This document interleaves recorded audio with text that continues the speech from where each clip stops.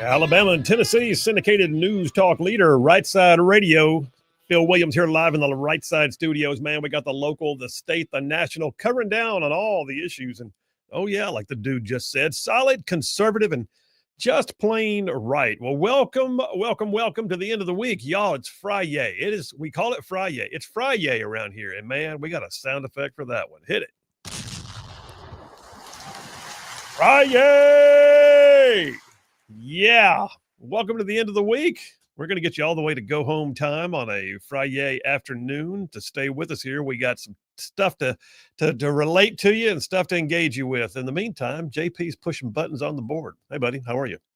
Is it already Friday? It's Friday. Oh, that's right. It's already Friday.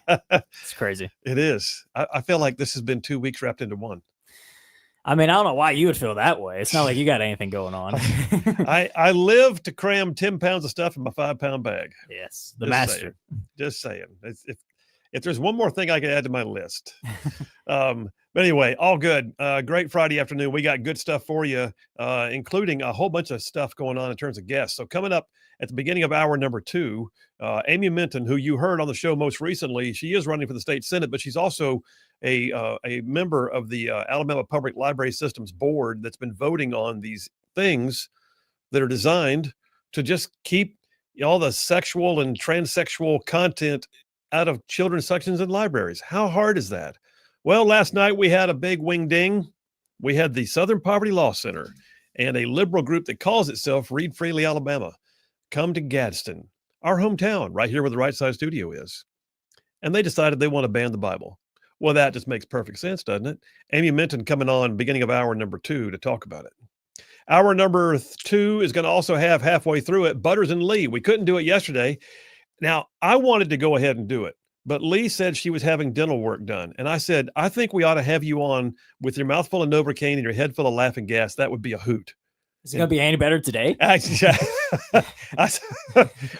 we hope. Yeah. But anyway, the bottom line was she refused to do it with her mouth all Novocaine. So we waited till today. So Butters and Lee coming up halfway through hour number 2. And then beginning of hour number 3, it's Friday afternoon, y'all. So we got to do a little JP on sports. JP on sports beginning hour number 3. And there's still a triple dipper. Like I'm really going to get to it all. Hit it, man.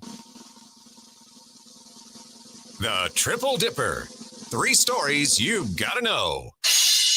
And I'll tell you what, the first one out the gate is called Hot Takes. The Triple Dipper. 3 stories, 3 themes, if you will, that you got to know as we run today's show. Hot Takes, man. Listen, I got stories like one after the other that I thought, that's a cool story. It's kind of a standalone story. It's not like a campaign, a whole dipper by itself. And I began to find more and more of those.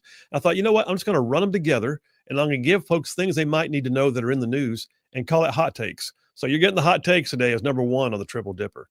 Number 2, I didn't get to it yesterday, but I'm going to work to get to it today. Campaign Jackassery.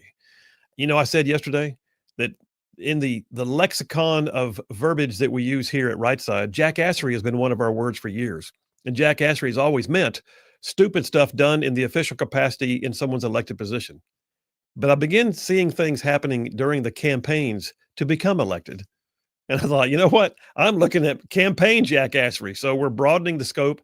Campaign Jackassery, number 2, Triple Dipper. Number 3, I don't think I'm going to get to it today, but I've got it ready. I got all the resources ready, but I'm calling it rogue medicine. So rogue medicine, what happens when you have doctors, hospitals, medical associations, pharmaceutical companies, they get out there on the fringe and they buy into the leftist agendas and they go for stuff, do stuff, charge you for stuff that shouldn't have anything to do with the Hippocratic Oath. We're going to talk about rogue medicine, number 3 on the Triple Dipper. All right, let me jump on into today's Rightside Way opening monologue. I'll just remind you guys, as always, Stan McDonald. Stan McDonald, partner at the law firm of Wilmer & Lee up in Huntsville, a 30-year veteran in the practice of law. He's also a longtime conservative, daily sponsor of the Rightside Way monologue. And I'll tell you more about Stan here in just a few minutes. All right, let me start by saying the world can look a little crazy out there right now. I know it. I know it does. I talk about it every day. Everywhere you look, social media, mainstream media, it's hard to account for it. Sometimes it seems like civil discourse is like a thing of the past, but it's not really. I mean, we can watch the pink-haired nose rings and the inflatable unicorn costumes at the so-called No Kings rally, and we can wonder where all the sanity is. but they are still exercising their First Amendment rights. I support their right to be wrong, if you know what I mean. But I want to encourage you to remember that the public discourse is only a discourse if the conversation goes two ways. In other words, we cannot be silent because the highly vocal freak show that is running the left-wing base right now is intent on changing everything that you and I know, believe, and love. And the left would tell us that right is right is wrong, and wrong is right, and women can be men, and that the world is systemically racist, and that we need to pay more taxes, or the Constitution's really up for interpretation, whatever. You and I don't agree with any of that, which means that we have to speak out for ourselves. And we can do that anywhere, by the way, anywhere, everywhere, all the time, but we're not called to be conservatives and Christians at fixed times when we are most comfortable, right? We're not just when you're comfortable, because speaking out is a 24/7 job. It's a responsibility. It's part of good stewardship. Because if we don't speak up when we're needed to, then all the wrong things can actually happen and the pink-haired nose ring unicorns win. So what's really missing, what is needed more than ever, is for good people to actually speak up. I mean, like really speak up. And by the way, when I say that, I'm not talking about riots. I'm not talking about chasing elected officials into the bathroom stalls or storming their offices. I'm not talking about showing up at the front steps even. It's actually possible to have a solid, conservative, well-intentioned, cogent, thoughtful, authoritative voice, sometimes alone and sometimes with others, without going into all the crimes and crazy antics that we see done on the left. But nonetheless, we still have to speak. Throughout history, it's the failure of good people to speak that has allowed for bad things to happen. Don't get me wrong, bad actors do bear responsibility for what they do, but good people who could have intervened and chose not to because it was uncomfortable, or because it was scary, or because it might hurt their business, or maybe their standing in the community, well, people who sit idly by and do nothing, they deserve some recompense themselves. You've heard the old quote, the only thing necessary for evil to triumph is for good men to do nothing. And that is so true. But think of this. What if it was you that was bearing the brunt of the actions of all the bad actors? What if it was you or your family that was facing some kind of adverse action or public backlash or some unjustified consequences? And what would you need? Well, you would need someone to speak. And I would ask you this, who would speak for you? There's a wonderful, sobering old poem that was written by a German Lutheran minister named Martin Niemöller. Niemöller was originally a supporter of the Nazis when they rose to power, but when the Nazi Party began to nationalize churches in Germany in the late 30s, he began to speak out. And because he spoke out, Niemöller did spend years in a World War II concentration camp. But after the war, he traveled the world speaking out about, well, speaking out. That's what he talked about. He spoke out about speaking out. Here's a quote from Niemöller that he said once. He said, "First they came for the socialists, and I did not speak out because I was not a socialist. Then they came for the trade unionists, and I did not speak out because I was not a trade unionist. Then they came for the Jews, and I did not speak out because I was not a Jew. And then they came for me, and there was no one left to speak for me." Yeah. But y'all, the extended version of what Niemöller said too is what really got me. Niemöller spoke the whole thing in the form of a question, really a confession. So let me just read to you an extended version of part of what Niemöller said just after World War II. He said this. He said, "The persecution of the Jews, the way we treated the occupied countries, or the things that happened in Greece and Poland, Czechoslovakia, and Holland, they were all written in the newspapers. And I believe that we, the confessing church Christians, have every reason to say, mea culpa, because we can talk ourselves out of it with the excuse that it would have cost me my head if I had just spoken out." He said, "But we preferred to keep silent. And we are certainly not without guilt or fault. And I ask myself again and again, what would have happened if in the year 1933 or 34, because there must have been a possibility," he said, what if 14,000 Protestant pastors and all the Protestant communities in Germany had defended the truth until their deaths? What if we had said back then, it's not right when Hermann Göring puts 100,000 communists in a concentration camp to let them die? He said, "I can't imagine that perhaps 30 to 40,000 Protestant Christians might have had their heads cut off, but I also can imagine that if we had done that, we would have rescued 30 to 4 million people, because that's what it's cost us," he said. That's sobering when you think about it. His biggest regret was not speaking up sooner. But speaking up, y'all, that takes practice. It does. I know that. Think of resolve and courage. Resolve and courage as if they're a muscle group. If you leave them untrained, they go flaccid and weak. It takes exercising your resolve and your courage to be able to be effective at actually employing them.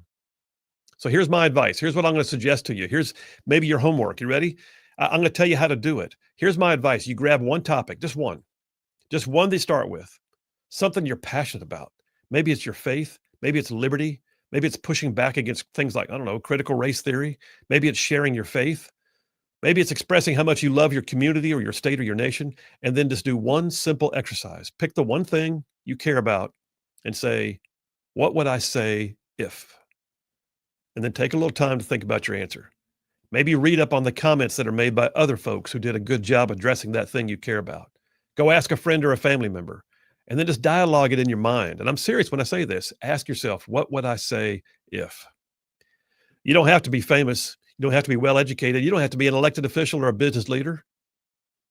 In Acts chapter 4, one of my favorite passages of scripture, in Acts chapter 4, Peter and John had been arrested, and they were speaking to the leaders of the day. And it says that they were noted as speaking with authority, even though they were what the word called, quote, unlearned and uneducated men. Just everyday folks who spoke up. But when they spoke, y'all, it changed the world. When Peter and John addressed the leaders of their day, those same well-educated aristocratic establishment leaders told them to stop speaking about Jesus. They said, stop it. Just stop speaking in that name. Literally told them that what they knew to be true was not true. And despite the fact that those two men had actually spent time with Jesus personally, they were no longer allowed to speak of it. Well, that didn't fly. Peter and John actually bowed up and told them in Acts chapter 4, verse 13, I believe it was, said, I cannot stop speaking what I've seen and heard. You know why? Because they knew it. And they were going to speak it. And they had resolve, and they had courage, and they had a voice. Listen, resolve and courage are things that become part of your character. They are. Resolve and courage are things that become a part of your character. You will be known for them, or you can easily be known for being without them. One of my favorite authors happens to be from Alabama, Andy Andrews. I love Andy Andrews. Also one of the best public speakers I've ever heard. Has an amazing personal story.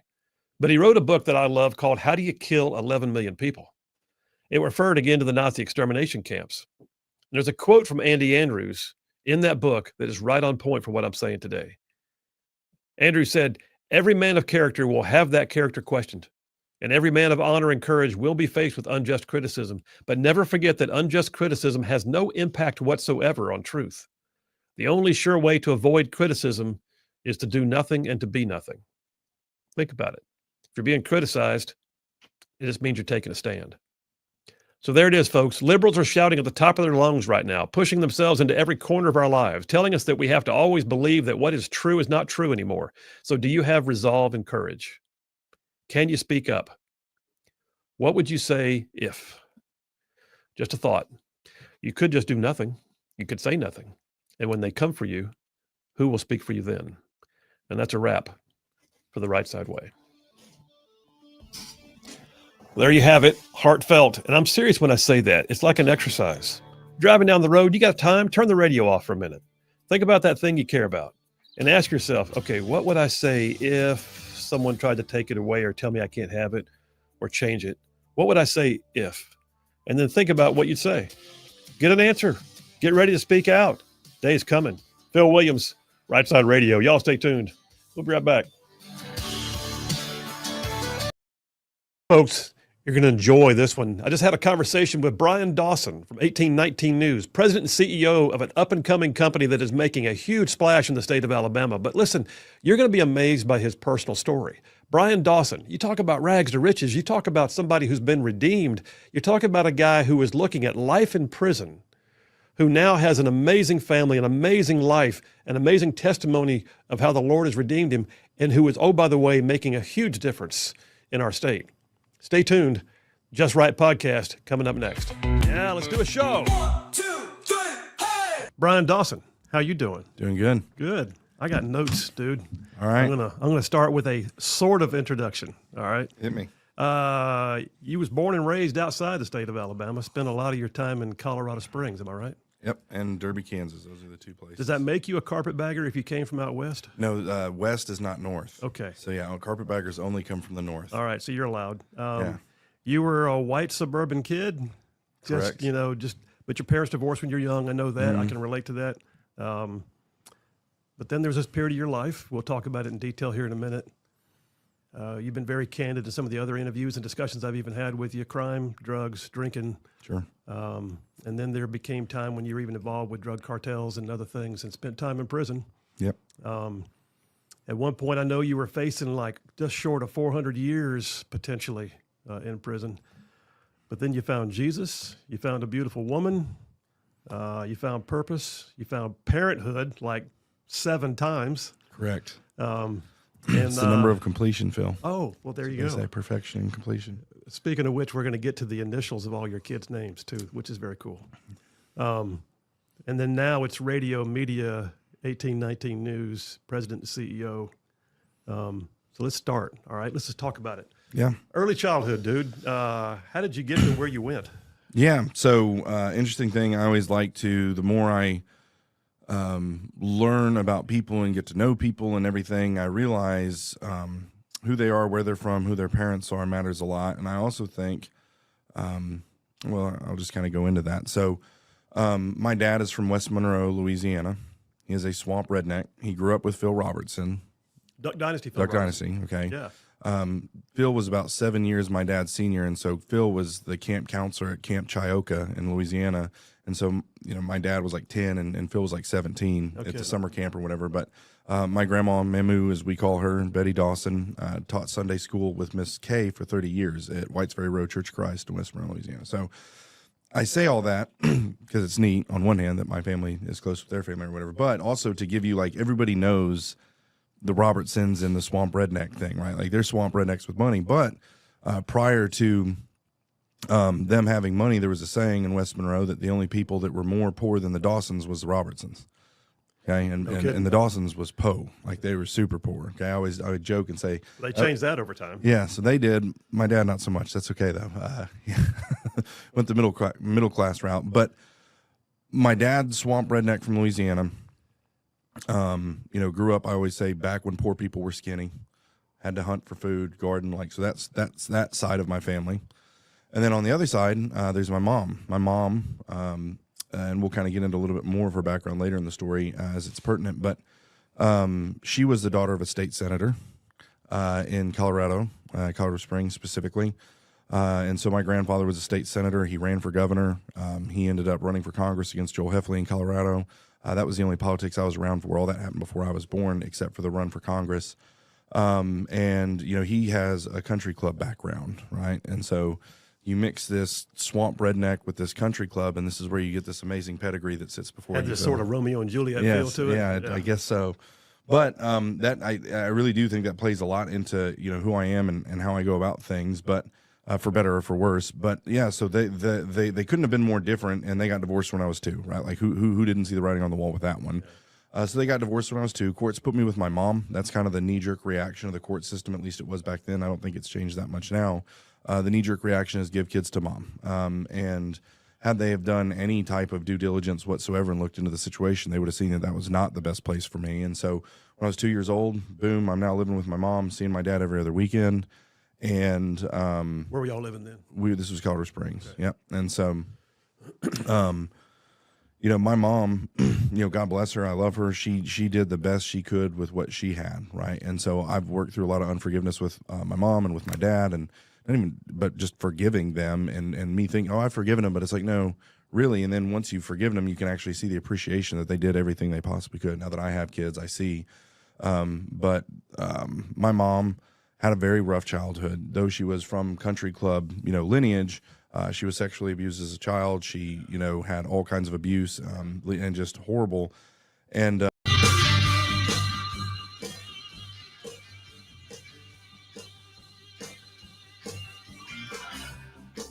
And we are back. Phil Williams, Rightside Radio, solid, conservative, and just plain right. Just making common sense like a superpower. All right, so I got to tell you about Stan McDonald. Stan McDonald. I mean, you've heard me talk about him before, but I know the guy personally. I think the world of him. And so here's the deal. Attorney Stan McDonald is a partner at the law firm of Wilmer and Lee up in Huntsville. He's been practicing for 30 years, y'all. He's good at what he does. He also, oh, by the way, is a long time, like OG ruffian from way back. All the conservative policies and politics that right side ruffians care about, he's been in the mix for years. But that being said, as an attorney, Stan McDonald has actually represented his clients in literally thousands of real estate transactions over the years. He can stand up for you in any local, state, or federal court. I like to say if Stan McDonald is on your side, you're going to have no greater friend. Likewise, your adversaries would have no greater foe. So that being said, I'm going to tell you how to reach him. You ready? Here's the deal. I got a phone number for you. Stan McDonald. The law firm is Wilmer and Lee. He's an America First family man. The number is 256-533-0202. That's 256-533-0202. And tell him you heard about it on Rightside Radio. And no representation made. The quality of service is going to be bad on a Friday. Always good on a Friday. It's Stan McDonald Friday. Yay, there you go. How about that? Stuff that comes out, man. I don't know. Okay, I'm watching a couple of developing stories right now, just to give you a quick and dirty. And the text lines are open, by the way, 833-687-4448. That's 833-68-RIGHT. So Mayor Eric Adams of New York is currently, as we speak, endorsing Andrew Cuomo in the New York City mayoral race. That's happening right now. Don't know if it'll be the bump he needs, but, he did have a percentage of the vote at one point, according to the polls. I think he was in single digits, but that's still every bit counts. And he's not been an unpopular mayor, but he's not been a Mondani, larger than life kind of media-based character cartoon. Yeah. Well, the betting sites, which, by the way, these odds, I don't even know what they're based on, but if you're interested in that, the second that Eric Adams endorsed Cuomo, Mamdani shot up to 93% probability to win the race on, was it Kalshi, I think it's called. So I think he was around like 70, and then when that happened, he shot up. So if that tells you anything, Eric Adams did not help Cuomo at all, huh? Yeah, and I wish Sliwa would drop out so that it's hard, man. But he's convinced he's gonna win somehow still. But it's just, I've kind of embraced it. I didn't even realize the election was so soon. It's and the only way he days? can win at this point, and I hate to say it because I'm a longtime Republican, but the only way at this point it appears that somehow or another Sliwa could win is if Cuomo dropped out, and at the last minute they found pictures of Mondani in a drawer somewhere doing things he never should do. I'm sure if they had those, they'd be out by now. They could be there's a thing called the November surprise. Sure. And they're known to come out a week to 10 days before the election and not leave time for recovery. So, but I mean, his policy should be bad enough. Like they shouldn't even need that. But he's also taking pictures publicly with co-conspirators to terrorist attacks. Yeah. So like he clearly is not scared of stuff like that. Yeah. If we find out that that Mondani was the 12th hijacker for 9/11, but I think he was only 2 at the time. Anyway, bottom line is it's not looking good. Here's the other one though. On a much brighter note, there's a story on Fox right now that there's a Trump ally who has stepped in to put $130 million of his own money to cover paying the troops right now amid all the shutdown chaos. That's amazing. Someone's going to drop $130 million to pay the troops. That's just cool. More to come. Phil Williams, Rightside Radio. Y'all stay tuned. We will be right back. So she had a lot of trauma in her life that she never dealt with. And so I'm living with her, and the solution to every problem that she has is another man. And so I ended up with like 5 or 6 stepdads. I lost count. Okay. Now I will say, I know there's no way you haven't seen the movie or read the book, Hillbilly Elegy. Oh yeah. Okay. So that was my life to a T with my mom. That was my life to a T. We watched that movie, and my mother and I were like, this is like maybe 6 months ago, we watched the movie. Together? No. But I mean, I watched it. I was a wreck. My wife's looking at me. My oldest son, who's watched it with us, is like, "What's wrong with you?" And I'm like, it was a wreck. And I told my mom about it. My mom watched it. She's like, "Oh my gosh," it was like PTSD watching it because it was so on point with that 2 to 10 years with my mom. And I always make the joke. Me and JD Vance are the same person, except JD Vance, he got into the Marines and went to Yale, and I got into drugs and went to jail. But other than that, same person. But yeah, and so when I was that went on, watching my mom get drunk, taking pharmaceutical drugs, I watched her get beat by some of the men that she was with. Just not good formative years from 2 to 10, right? And so by the time I'm 10, I get into a big fight with my mom, and she, despite many court battles for my dad to get custody of me that he continued to lose, my mom just let go and said, "You can go live with your dad." And so when I was 10, I went and moved with my dad, and he was living in Wichita, Kansas. He worked at Cessna for the bulk of his career in Wichita, Kansas. So I got to tell you, and sometime I'll tell you my whole story, but I didn't wind up in jail, but I was headed there. Yeah. Parents divorced when I was young, lived with my mom, did not respond well to multiple marriages. Mom finally gave me the ultimatum as we had a big blow up. She sent me to live with Dad, who, by the way, was living in London, England, as an Army officer. And so I like to say God had to give me a 3-year timeout away from everything that I was used to for me to find him. Yeah. Of course, you had a 384-year timeout coming. Potentially, yeah. So let me ask you, you live with your dad. I researched before I sit down with you, and I'm watching other interviews you've done and stuff. And you said in one case that your dad's level of discipline and household, management was more what you needed, but you still wound up going down some roads. Sure. So you were, and I got to say, in going through all the news stories and things, your mugshot came up at some point. A bunch, yeah. And you were just a normal looking high school dude. You didn't have like body piercings and face tats, and you weren't doing gang signs in the mugshot. You just looked like a high school football player, which you were. Am I right? Yeah. But you also had this sideline gig of doing things that got you in big trouble. Yeah. No, I'm an all-in guy. Whatever I'm into, I'm all into it, and that's just the way I'm wired, and it was no different than that. And so, going to the structure that my dad provided, but me still falling, I think that was a great tee up. I've never thought about it in those terms, and it actually makes a lot of sense. So, I'm 10. I move in with my dad. He's still not a Christian to this day. So if you're listening, pray for my dad. But he put a roof over my head. He got up every day at 4:30 in the morning and went to work. He showed up to my football games. We ate dinner every night around the table. Okay. He was what he was supposed to be as a father, and he didn't have a father. His dad abandoned them, his siblings. So he never had a dad. And so the gaps that he was filling in were those real basic gaps that he completely lacked, which was the providing, the protecting, those type of things. And so he generationally fixed that, that basic blocking and tackling gap that a father is supposed to provide. But some of the areas where I'd say, and I don't mean this disparagingly, where he fell short, he's not a real good communicator where he can sit down and say, "Son, let me talk to you about manhood." Or, "Son, let me talk," like that. Those weren't his things. He showed up and he did what he was supposed to do. And I'm very, very grateful that I had the time with him that I did. It definitely shaped and molded me. Hey, all you Rightside ruffians out there, you are listening to Rightside Radio, solid conservative, just plain right.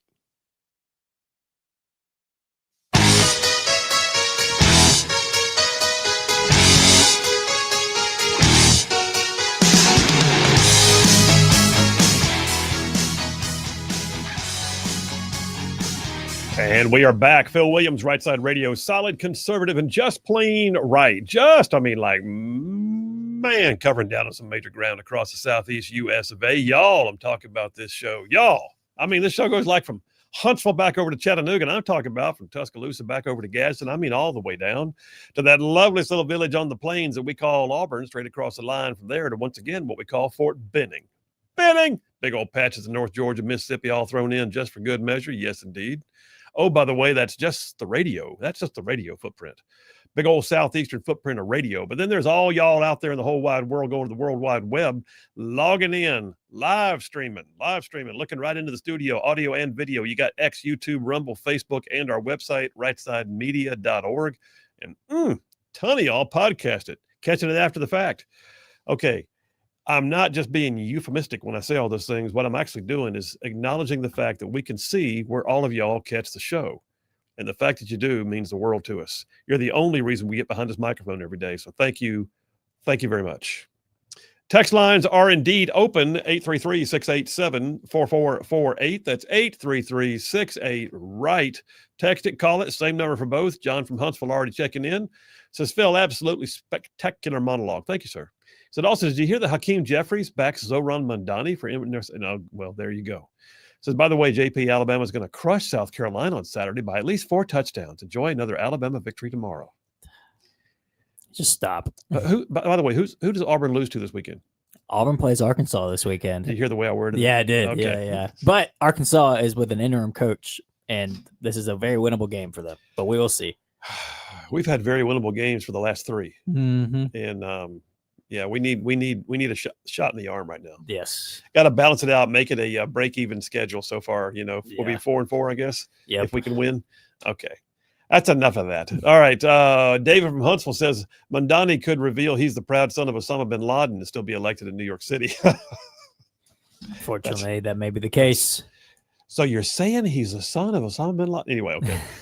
Larry from Decatur says, JP, can you explain what the OG, as in OG ruffian, means? It's original. It's the original. It's the original gangster is what it stands for. Yeah, original gangster. Is the original gangster ruffian. That's like the OG. That means like you're the Day one. You're the way back, day one. Yeah. So there you go. Where Matt Tom from Decatur said, especially. Oh, it says wait. Is it 2 of them there? Yeah, it's 2 of them. Okay. It said akin to the recent stripping of worldwide personal liberties by a radical group of elitists that happened because quote good men were afraid to speak up, especially religious liberty in this country. I'm not sure I caught the first part of this. I feel like there's something missing. He was just responding to your monologue about yeah, I get that part. I just felt like the beginning of the sentence. Anyway, the bottom line is thank you. I think you meant to say what you said. It's akin to what we're seeing recently. Thank you for filling the gaps. Mm-hmm. Dave from Capshaw says, Phil, can you tell us what a U.S. attorney does? Attorney things?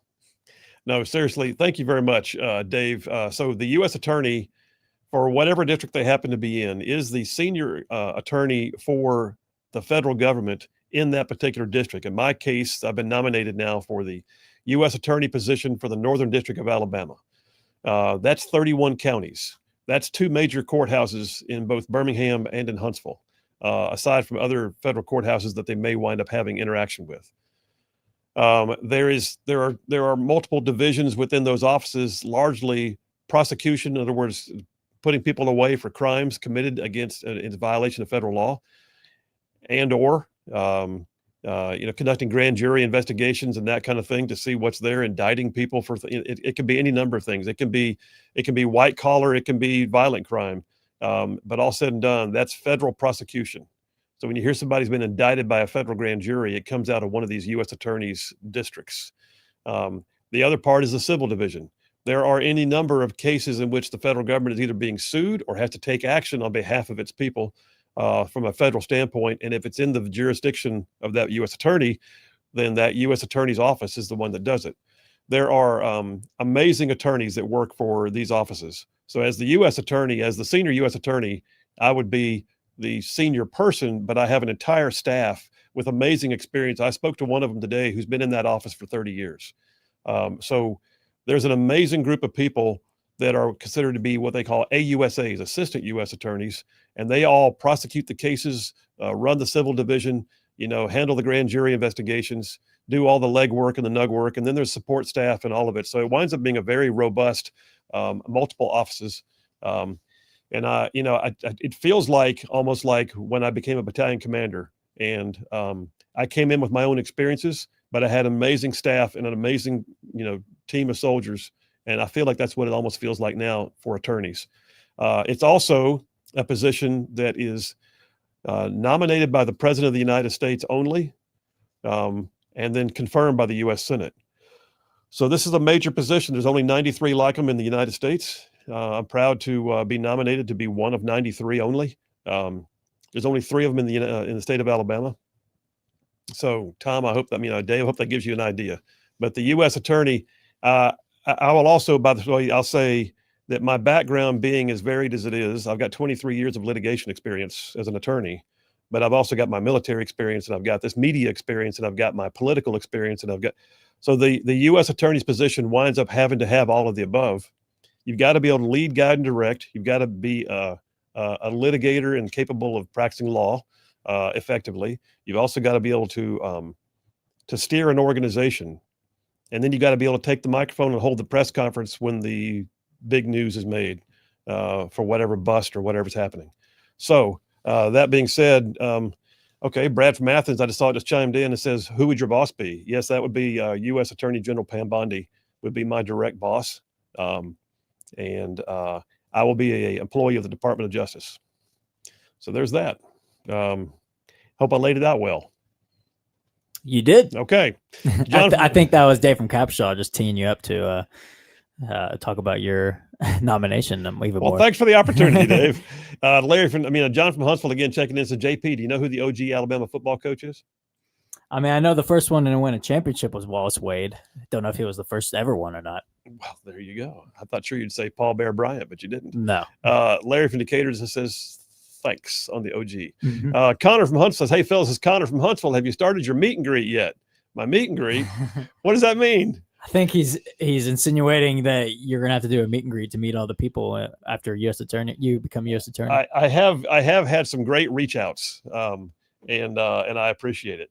Bottom line is, in the one hand, I don't even know where the bathrooms are in that office yet because I haven't been there. But what I do know is there's an amazing group of people that I'm going to be working with in what equates to the honor of my lifetime professionally. So I'll be honest with you, it's super sobering to get something that says from the office of the White House nominated to be anything. Yep. If the president nominated you to be dog catcher, it'd be cool. Not many people can say that Trump or any president nominate them for something. I'm just blessed beyond belief. All right, let me do this. I'm going to jump on into some topics. There's a story that I touched on real brief. This is hot takes. All right, so I don't have a sound effect. Do we have a sound effect for you can just throw in for hot takes? What would it be? I mean, the only thing I can think of is the home fries sizzling hot takes. No, we can't use that. It's home fries. Yeah. How about this? It's so amazing. These stories are so amazing. They deserve a screaming goat. That works. All right. Hot takes. Here we go. Several stories came to life today and over the last few days, one of which is still developing even as we speak. So there's a story that I just kind of dabbled your way a few minutes ago. The government shutdown right now is just, we're at what, 3.5 weeks? We're talking about, we're about to be at the longest government shutdown in the history of the United States. And the thing is, this is about people. It's not about just, well, we just don't have the ability to write checks for the functions of government. No, you're not paying people for their wage. You've got young families who signed up to work for the government who don't have the ability. Sometimes some of them live month to month. Some of them may have life crises going on. Some of them, and by the way, there are also quite a few who are considered essential, but they're not essential for pay, which means they have to work without pay. So Capitol Police, military, they're all Secret Service. These people are working without pay, and they are considered essential, but we can't pay them. How about this? Democrats need to get off their raggedy backsides and get this figured out, because I don't know what their end game is. They're not going to get illegal immigrants Medicaid. They're not. They're not going to get new funding for PBS. They're just not. And it's way past time. They've made whatever point, I guess. They can show that they can stop a bill. Okay, good. Now it's time to get people paid. Well, the story that broke just a few minutes ago is that President Trump has announced that someone who he refers to as a good friend has just put $130 million of their own money into making sure the next paycheck for the troops gets paid. How about that? That is amazing. So the headline on Fox right now is mystery Trump ally donates $130 million to cover troops' paychecks amid a shutdown chaos. Now, I don't know who it is. I mean, you look at it and go, Elon Musk? Yeah, I don't know. I think it was Elon. I bet it was Elon. That's something right up Elon's alley. I don't think we would allow it to be like a foreign government or something like that. But I will say this, the question becomes, how do we use it? Because the power of appropriation, the Pentagon is actually allowed, my understanding, under U.S. code, is allowed to receive donations. But if it involves large monetary amounts, then it has to be that the Congress appropriates it for the purposes for which it was donated. So it's one thing to say someone wanted to donate land to the Pentagon for them to use for training. They can work that out. But $130 million, somebody stroked a check for that. Good Lord. But they can't just go, now we're going to use it. You gotta apparently go through Congress is what we're hearing. More to come. But I think in terms of hot takes, I think that one's a screaming goat all day long, man. That's just, wow. Wow. Okay, there you go. By the way, I can I just say, I know we got to go to a break soon, but I mean, the Democratic whip in the House herself said 2 days ago that they're fully aware that these government families are struggling and not being paid, but this is the only leverage point that we have. Yeah. So it's like they are fully aware what they're doing, but because AKA that means we're getting completely destroyed on all levels in terms of political effectiveness. So the only thing we can do is just ankle bite and obstruct any way we can. Yeah. Pretty much it. Yeah. There's another story out there right now, a hot take. The Pentagon, it's two in a row for the Pentagon, but the Pentagon, the Secretary of War, has issued basically a terms of agreement or media engagement rules that they have to sign on to, and the media's ticked. At least the liberal media's ticked. You know what they used to have? They used to have carte blanche to be able to walk the hall. I saw it. I worked in the Pentagon. I saw it. You would see people like, oh, I know that's so and so from Fox News, or so and so over there and they could walk the halls. Well, why do we allow the media to walk the halls of the Pentagon and get stories where and listen, the bottom line is this. They are not being curtailed from the ability to report. They are not being told their First Amendment rights are at risk. But what they are being told is you're not allowed to wander around and just gather up stories in the E-ring or wherever you are in the Pentagon. Molly Hemingway came out there and just debunked some of this stuff. She said, when all the other credentialed outlets and journalists were spreading lies about the Russia collusion hoax or the COVID kids hoax or the Kavanaugh rape hoax or the Ukraine impeachment hoax or COVID-19 hoax. Anyway, the bottom line is she said the Federalist, who she works for, reported the truth. And what's happened now is corrupt corporate journalists published lies and regurgitated regime propaganda and were given rewards. Now, she said, where were these self-styled First Amendment defenders when we were illegally censored and targeted for debunking things like deep state lies and hoaxes, the Hunter Biden laptop, all the rest of it? She said, so please forgive our skepticism of corporate media's new love of press freedoms and the First Amendment. So we read through the new Department of War media access guidelines. We found zero new restrictions on the ability of journalists to report or to criticize government. Many corporate journalists are eager to grandstand. They'll claim otherwise, but nothing in this document, it says, nothing in this document requires you to waive your constitutional rights. Members of the news media are not required to submit their writings in advance. This in brief and its appendices are basically for determining how you will engage in constitutionally protected journalistic activities, such as investigating, reporting, or publishing your stories while inside the Pentagon. All said and done, Molly Hemingway, who I trust implicitly, works for the Federalist. She says, stop the madness. And you know what's happened? Some of them turned in their passes and left in a huff, and a bunch of them just signed on and said, let's get to work. There's a hot take for you. Taking a break right now. Phil Williams, Rightside Radio. Y'all stay tuned. We will be right back. When from 2 to 10, which they call formative years, those are formative years, right? And your formative years are not very formative. You carry baggage. And so I'm with my dad in this structure, carrying that baggage. And so I would get straight A's on the report cards, and I thrived in that structure, and I did good in sports. But underneath, I was angry. And my stepmom would always tell me, she's like, you're so angry. Why are you so angry? And she didn't understand. And I was angry at the world. And I was never really comfortable in my own skin. I had a lot of insecurity issues. And the only time I ever felt comfortable in my own skin is when I drank and did drugs. And so I drank and did drugs a lot. Sort of a self-medicating kind of thing? I definitely think it was a self-medicating thing. And once I kind of dove into that, I became the life of the party. I created a fake ID. I've always been somewhat, innovative. Learned how to create a fake ID, and then I could go get everybody alcohol. So I was like the coolest guy, in school. I could go get everybody booze and, party. But like everybody else would like party and go home and be fine. I would drink to the point of blacking out and not remember what I did. And that would happen 2 or 3 times a week, right? Like I was like a wild party animal. And then that went on to the point where I started to do drugs. And same thing. Whatever I do, I do it all the way. And that happened there. And But you didn't just do it; you were selling them too, right? yeah. And so how it started is, you know, a little bit of weed, selling a little bit of weed, whatever. And then I would experiment with a little bit of cocaine or methamphetamines or ecstasy or whatever. And in that experimenting phase, I was still living in a suburb of Wichita called Derby, Kansas, with my dad. And Do you have any siblings, by the way? so I've got, from my mom, I have a brother who has a different dad. Okay. And he's Brad, and he's 2 years, 2 months, 2 days older than me. Anyway, probably not pertinent to the story, but it's interesting. And then I have a stepbrother. When my dad remarried, he remarried a woman, my stepmom, who had a son that was my exact age. So we were in the same schools together growing up. Wow. Yeah. Yeah. And he was also into partying and doing things, and also found himself in prison at some point in his life. So, I always want to go down rabbit trails, and it's like, I'm not going to rabbit trail, I promise.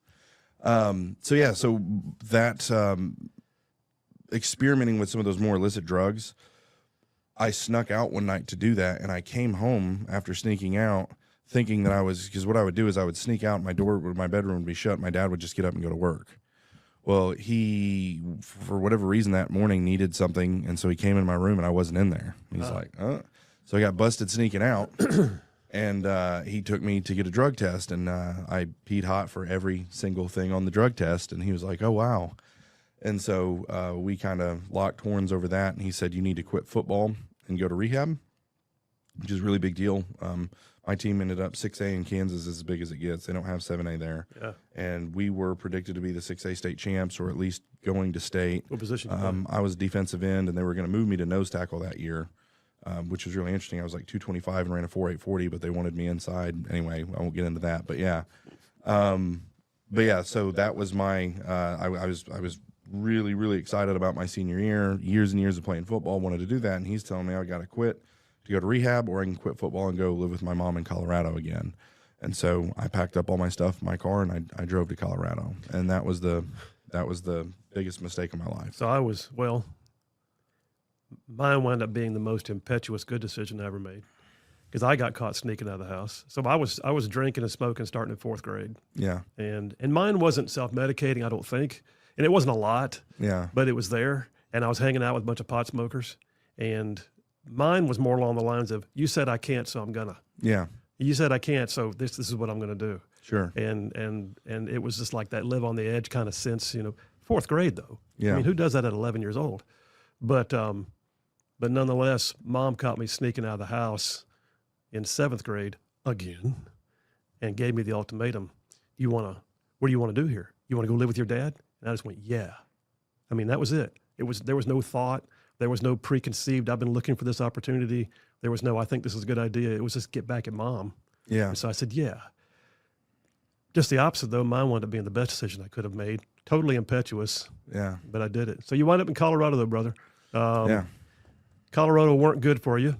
No, that's 2002. Go back to Colorado. Start, I was already about 3 weeks into my senior year in Kansas in my football season. So I uprooted and moved to Colorado, and then went to school sort of like I didn't hardly ever go to school. By the time I moved in with my mom, it was free reign. I could do whatever I want. But my brother was driving for a drug dealer. And so I would ride around with them and watch him. He'd have, stacks of cash. All the guys wanted to be him. All the girls wanted to be with him.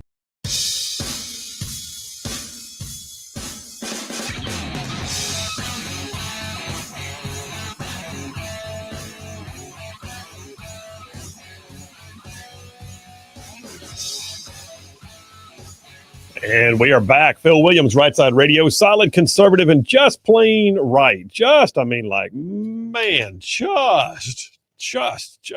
the world one soundbite at a time. I got a hot take for you. Hit me some goat. Hot take. Nice. It's a hot take, man. So this story came out on townhall.com yesterday. I had forgotten about this. So a 41-year-old Guatemalan national is set to make his first appearance in U.S. federal court. By the way, a U.S. attorney would be the office in charge of whatever this is going on. In the U.S. federal court on charges stemming from the crash of a tractor trailer that was packed with 160 illegal aliens.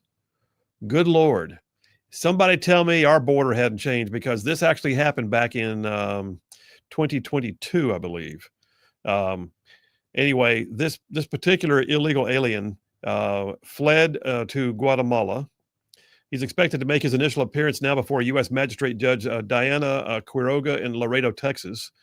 He has, I believe, he's been extradited back to the United States, surrendered to the U.S. authorities on October 21st.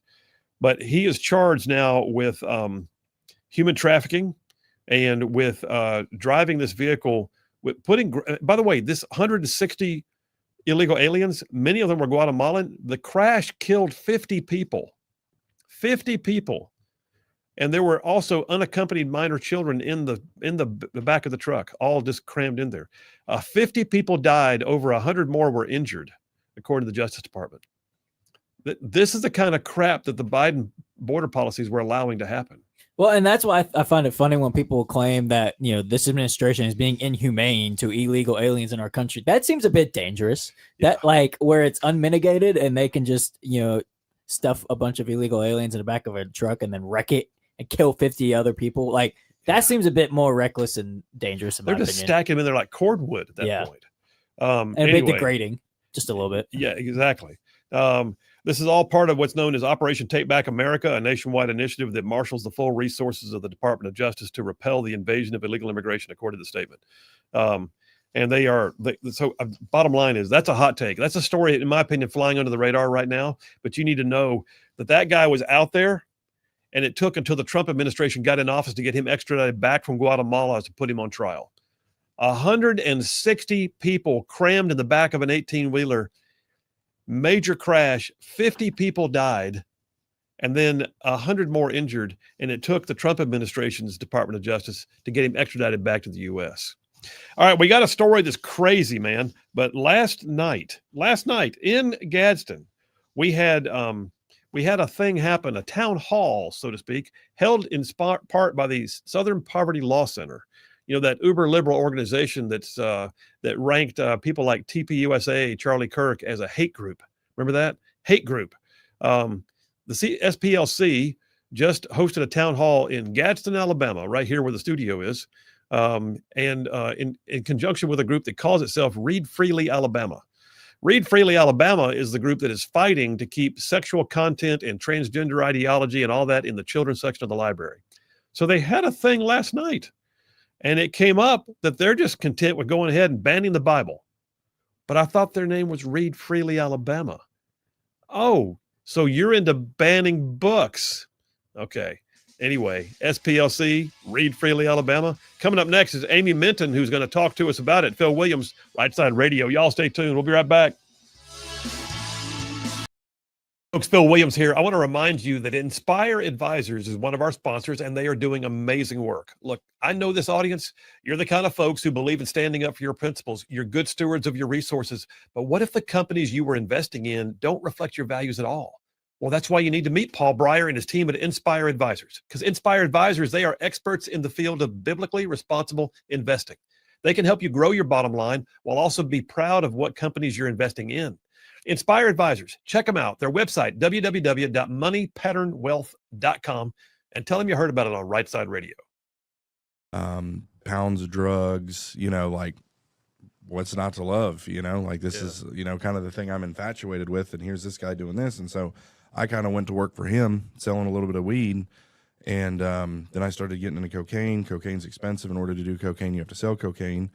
And I always say, when I tell my story, the same thing that makes me good at what I do for a living now, which is sales, networking, and persuasion, it's the same skill set I was using then, the exact same thing. And so I went in a very short amount of time from selling, little bits of marijuana to next thing you know, I'm selling cocaine, and next thing you know, I'm selling lots of cocaine. And in a period of 5 years, I racked up 6 felonies, and all of it was drug or stealing things to buy drugs or getting in a high-speed chase with the cops or whatever. But I, went from selling little bits of marijuana to the point where I was pushing large amounts of cocaine and methamphetamines for cartels in Colorado Springs. That's before it was all legal out in Colorado. Yeah, that's right. Yeah. Now they let you take over apartment complexes. Yeah, And it's exactly. just, Now you can just bring your gang and have at it. yeah. Well, all right. So, in going through getting ready to sit down with you today, and I've heard your story before, Mm-hmm. but I've never heard all of your story before. Sure.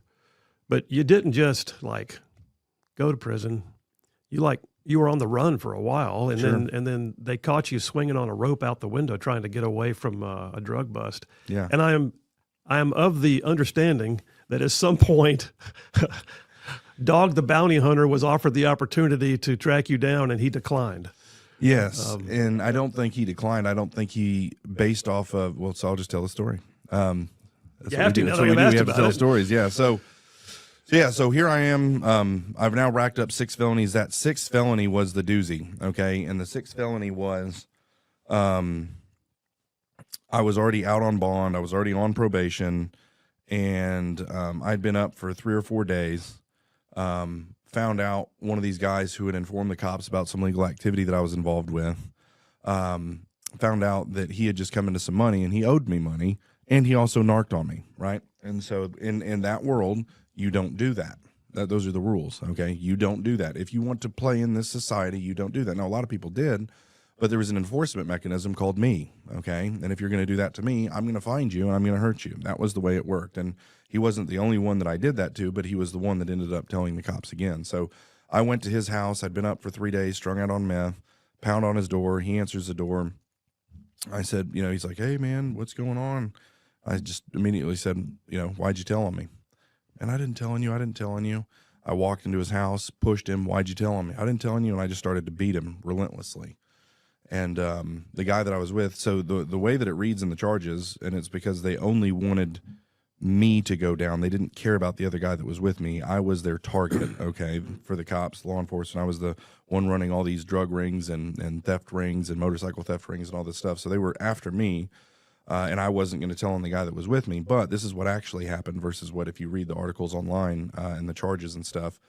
I was tasing him and beating him and tasing him with a taser and beating him, trying to get him to admit that he told on me. Well, the guy that was with me had a blackjack, which is it's not makeshift. Like, you can buy them. Yeah. It's got like a mechanical spring inside of it with a heavy piece of lead with leather wrapped around it. Yeah. And he hit him square in the forehead with it. Boom, his head explodes. Blood goes everywhere. Was not the intention of that visit, okay? My intention, I actually was friends with the guy and liked the guy, but he had broken the rules. And so I was in there to make sure that he understood that you don't do this. The guy I was with cracked his head open, blood went everywhere, and I'm like, well, at this point we're done, okay, like this is over. And after he got hit in the head with that, he admitted that he told on me. That happened, but that was not the intention of this meeting, was to go that serious and that far, but it did. And once it did, I just started grabbing computers and anything that was of value. I told his brother, I said, "Look, if you guys don't pay us, pay me the money that you owe me, I'm going to be back, and that's going to be you." And I walked out. And so they hit me with attempted murder, aggravated robbery, and extortion. That night I got arrested again. That's go-away charges right there. Those are go-away charges, yeah, for a long time.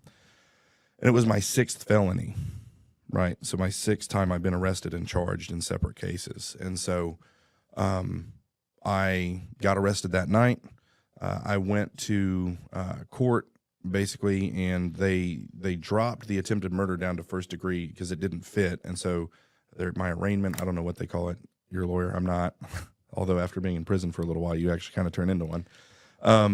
But they dropped it to 1st degree assault. And so I was charged with 1st degree assault, aggravated robbery, and extortion, and a slew of other things. But those were the heaters. And so I'm in there for 2 weeks, and I get bonded out again. And so now I'm out on several $100,000. No, I think it was like $135,000 worth of bonds, if I remember correctly. Who posted bond? There's so many rabbit trails I could go all the way down. I just don't know how interesting they are. There's this girl, I think her name was Lisa, that she was just infatuated with me and thought the world of me. And she went and used a credit card to buy a bunch of Xbox 360s that were out at the time, and then sold them and got the money to bond me out. No kidding. No one's ever got that story, Phil. You're the first that got that story. Scoop. That's that question. There you go. But yeah, I ended up bonding out, and knew immediately that if I go to court, I'm going to prison for the rest of my life. So I'm not going to court, which now makes me a fugitive because I missed my court date, right? I'm on the run. And the plan was, I had a friend, Spider. He and I were supposed to, and Spider's a very bad dude, like very, very bad. Hispanic guy who was part of the Sereno gang. And we were supposed to go down to California with his people and then go into Mexico. That's what they do on the movies. We felt like it was a good idea. Only problem is we never got around to doing it. And so I ended up on a number of occasions, the cops ended up finding where I was, but they didn't have a warrant and they weren't sure. And so there's a couple different ways that I was able to get away when I was on the run. Yeah. And that infuriated them. Okay. This is how long? Like several weeks? Yeah, it was about 2 or 3 weeks. Yep. And so you had, at the time, there was Officer Mork and Officer Gold-Branson, which were with Colorado Springs Police Department. But then you had Sergeant O'Driscoll, who was the head of the Fugitive Task Force and Crime Prevention Unit. You still remember their names? Yes, I do. And there's a What story year in is that this? too. This would have been 2007. Oh.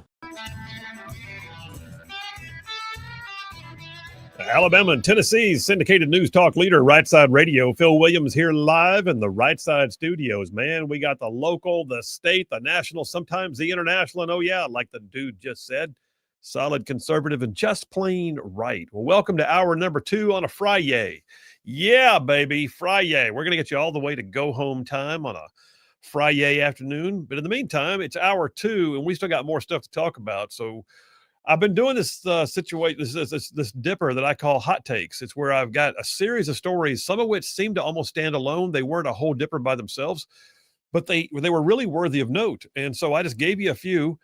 But this next one is not just a hot take. It's also a home fry because it's right here in our backyard. And I'll be honest with you, it's also right down the street from where I'm sitting right now. So yesterday afternoon, the Southern Poverty Law Center of all groups, that radical left-wing activist group out of Montgomery, Alabama, that's got national impact and makes millions of dollars, and it keeps in offshore accounts and fights for everything that's liberal and progressive. They brought a group called Read Freely Alabama, which is a misnomer because they don't want you to read freely. They just want you to read liberal. And so this is the group that's fighting to keep sexual content in front of children at the libraries. All that said, they had a town hall last night. Got a little interesting. Well, somebody who is extremely well versed in all these things is our friend Amy Minton. So Amy Minton is a friend of mine from a while back now, and she's actually running for my old Senate seat. She's a candidate for Senate District 10 in the Alabama State Senate, but she is also a member of the Alabama Public Library Service Board, which has been battling over this whole sexual content in the children's section thing for a while. That's enough of me talking. Let me just bring in my friend Amy Minton. Amy Minton, how are you doing? I'm doing well. Thank you for having me, Phil. Absolutely. All right, listen, sister, I got a post that you put up on Facebook. First of all, the APLS, the library board, you guys did a whole public comment thing. People chimed in. How do you feel about all the sexual content in the children's section versus not? Give us first of all the quick rundown of how that went. Well, I will say, first of all, thank you to all the people across the state of Alabama, from every church, every pastor, every group. I'm talking about just random grandmothers that sat down and wrote handwritten letters expressing their concern about the over-sexualization of our children. This was not a group of people writing in form letters. This was individual people from all over the state of Alabama, overwhelmingly in support of this amendment, saying they do not want this gender ideology and transgender ideology forced on their children and young adults. So I was very pleased with the results. I actually looked letter by letter. I stayed after the public hearing comment time and just went through every letter myself because I wanted to see exactly what these letters said. And I'm proud once again to be from the state of Alabama for so many individual people taking time to speak out. Well, and I know you got that's big response. In fact, I think it's also a testament to the work y'all are doing and the attention y'all are bringing. I say you and John Wall and other members of the board are taking the fight to them on this and really taking your position seriously. Because I would say that up until most recently, and granted, I know you personally, but I don't think I ever knew who was on the library board. I don't think I cared. But now it's become a battleground. And the fact that you guys got 8,000 responses, of which 80% or more were, obviously leaning towards the conservative view that y'all have. That's huge. Yes, yes. And one thing I will say too, a lot of people, when they hear we're talking about the public library, their immediate response is, oh, I want to tune that out because I don't go to the public library. But I would argue that this is happening in our public libraries, but it's also happening on Netflix and Disney Channel and in a higher education. And so it is everywhere. It is an indoctrination being pushed on our children. So please, if you don't let anyone hear this and say, oh, this doesn't apply to me because Yeah. I don't go to the public library. Yeah, absolutely. Because it's not just the public libraries. We've dealt with it in school libraries, which are public many times, but we also, there's been a whole lot of discussion about, what happens when the libraries resist, and that's still your tax dollars that are going into it. Yeah. And it's amazing. By the way, I want you to know I just got a text in. We're waiting to find out who it was because it's a brand new texter. All they said was, God bless Amy and the APLS board who understand common sense. So there's that. Awesome. Yes. Hey, but listen, there's a group that's been fighting y'all along the way. They call themselves Read Freely Alabama. By the way, that person just texted in, his name is Carissa from Athens, just so you know. Awesome. Thank you. But Read Freely Alabama, which I find to be an odd and unusual name for them because of the things they talk about. Read Freely held an event last night in Gadsden, sponsored in part by the Southern Poverty Law Center. And all those people that send in the 7,000 good letters that you talked about, they refer to them as crazies. Your thoughts? And let me correct you a little bit. It was almost 9,000. So Oh, I have wow. to say almost 9,000. Yes.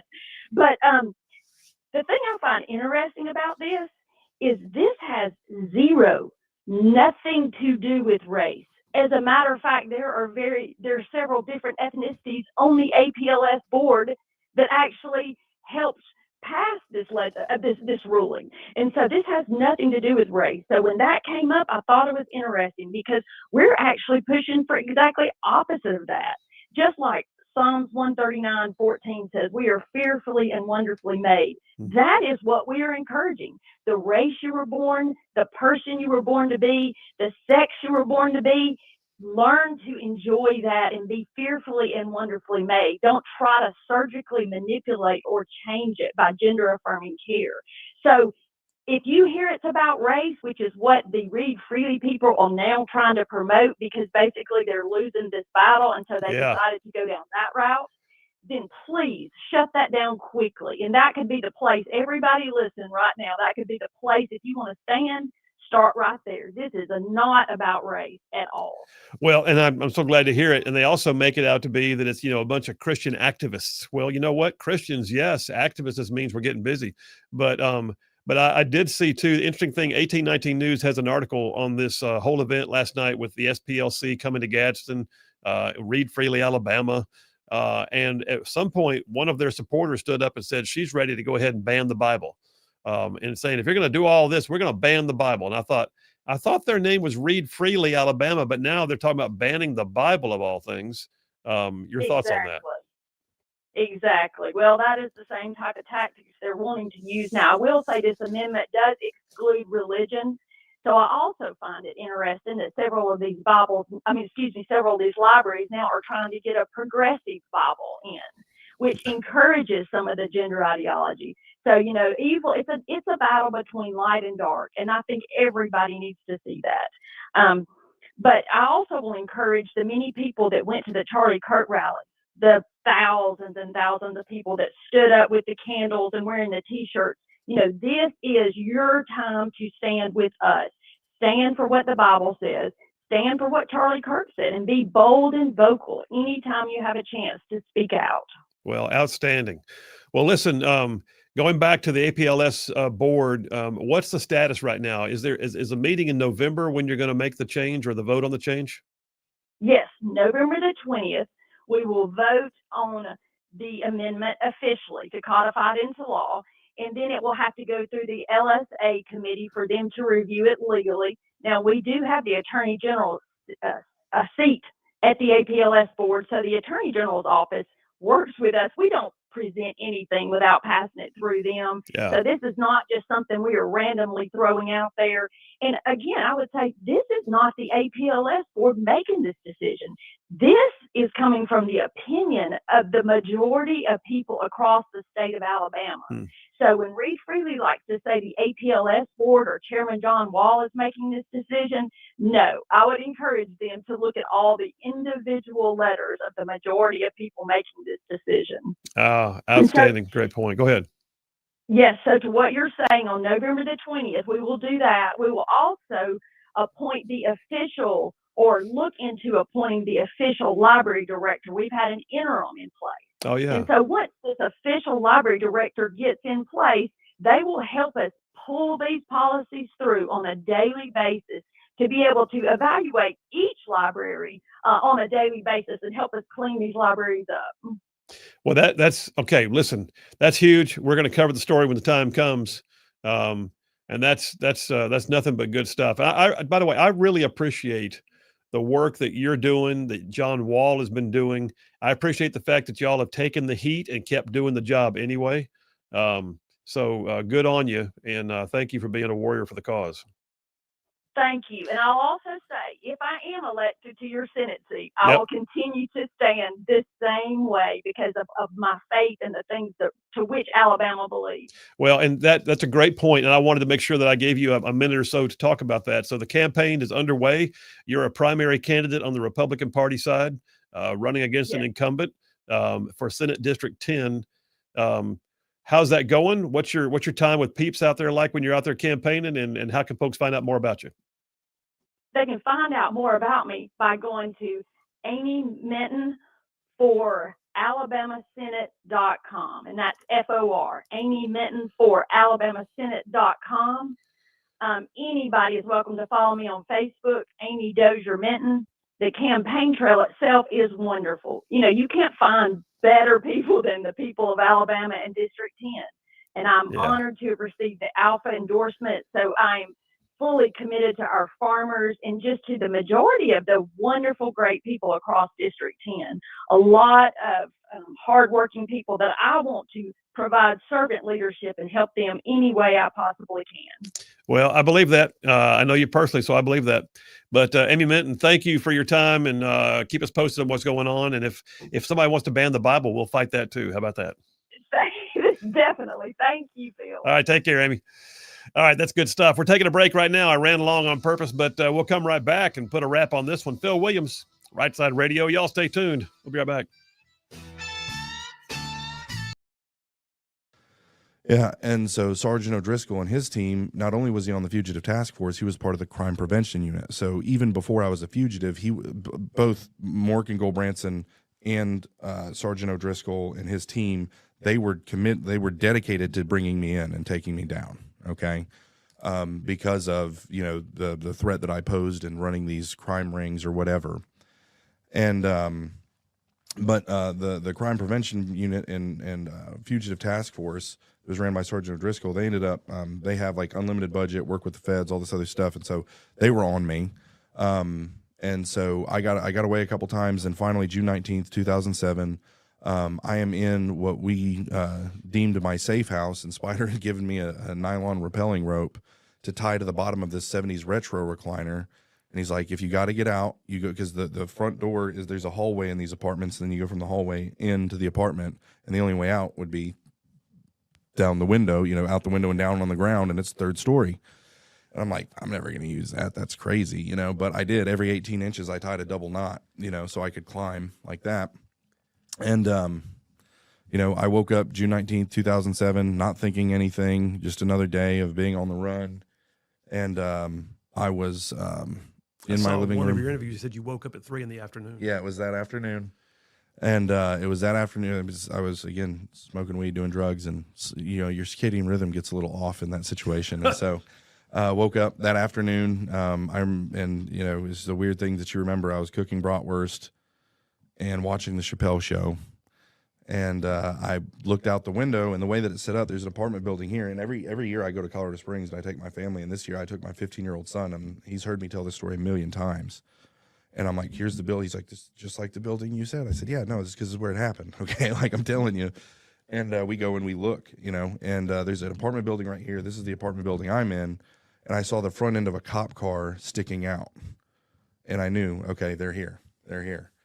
And so I kind of frantically, I'm like, okay, what am I going to do? Well, then all of a sudden I hear, boom, boom, boom. Colorado Springs police, open up. They kick in the door. And I look, it wasn't my door. So I said, they don't know which apartment I'm in. They're kicking in every single door in the apartment on the third floor. All they knew is I was on the third floor. And so you've been in Afghanistan and Iraq. They're clearing rooms as though this was Afghanistan trying to find me. Okay. In an apartment complex. Yeah. Boom. Okay. I'm like, okay, well, I look at the rope and this is my only option. And so I kick the screen out, throw my backpack out with all my stuff. And the only piece of furniture in the whole place was the TV and the retro recliner. Okay. That was it. And so I wrap the rope around my hand and I jump. Boom. And it sticks exactly how it's supposed to. It's, wedged in the window, and I'm hanging there. Well, what I didn't know, in that back parking lot, there was a surveillance van. Oh, yeah. That blends in with the rest of you wouldn't have known it was a cop car or whatever. It was a surveillance van. And they called it in. Someone's trying to jump out the window. I think we got our guy, and then 50 or 60 cops. They weren't going to miss me again. Come swarming from the outside. Like you couldn't see them because they were right here. So the jig was up at that point. The jig was up. Yeah, the gun's drawn. Get on the ground, as though I had another option. Gravity necessitated that down was the direction I was going to go, and so I unwrapped my hand, fell, and hit the ground. Thankfully, didn't break anything. They put their knee in my back, cuffed me, put me in the back of the cop car, and that was it. June 19th, 2007. So I'm fascinated by two things in the story. Sure. One is you still remember the cops' names. There's a story for why, but go ahead. Well, and then I may get back to that story. Yeah. But the other is you take your kids and you show them exactly where this happened. Yeah. So we're going to get a lot into, you're obviously a different person today. Sure. I know the guy who did those things, but I don't know the guy who did those things. Sure. Because you're a different person. But that being said, you're pretty transparent with, and you have 7 kids, by the way. Yeah. You're a prolific breeder, yes. but nonetheless, you've got a beautiful family, 7 kids, but you're telling them what's happened in your life. Mm-hmm. What's can I ask you real quick? What's their response when they hear about Dad before they knew Dad? It's a great platform to share the gospel with your kids, right? But the older ones, it's a warning. Proverbs talks about the fool. Dad was a fool, right? I was the epitome of the fool, and in Proverbs and really throughout the scriptures, it talks about a fool. And I didn't seek wise counsel. I didn't receive instruction. I didn't receive discipline. I didn't any of those things. I rejected all of it, and this is where I ended up. And so I don't think it's set. So I've got a 15-year-old, I've got a 10-year-old, a 9-year-old, a 7-year-old, a 6-year-old, a 4-year-old, a 2-year-old. Okay. The 15-year-old, the 10-year-old, the 9-year-old are the ones that really wrap their minds around what I'm talking about when I talk about being in prison.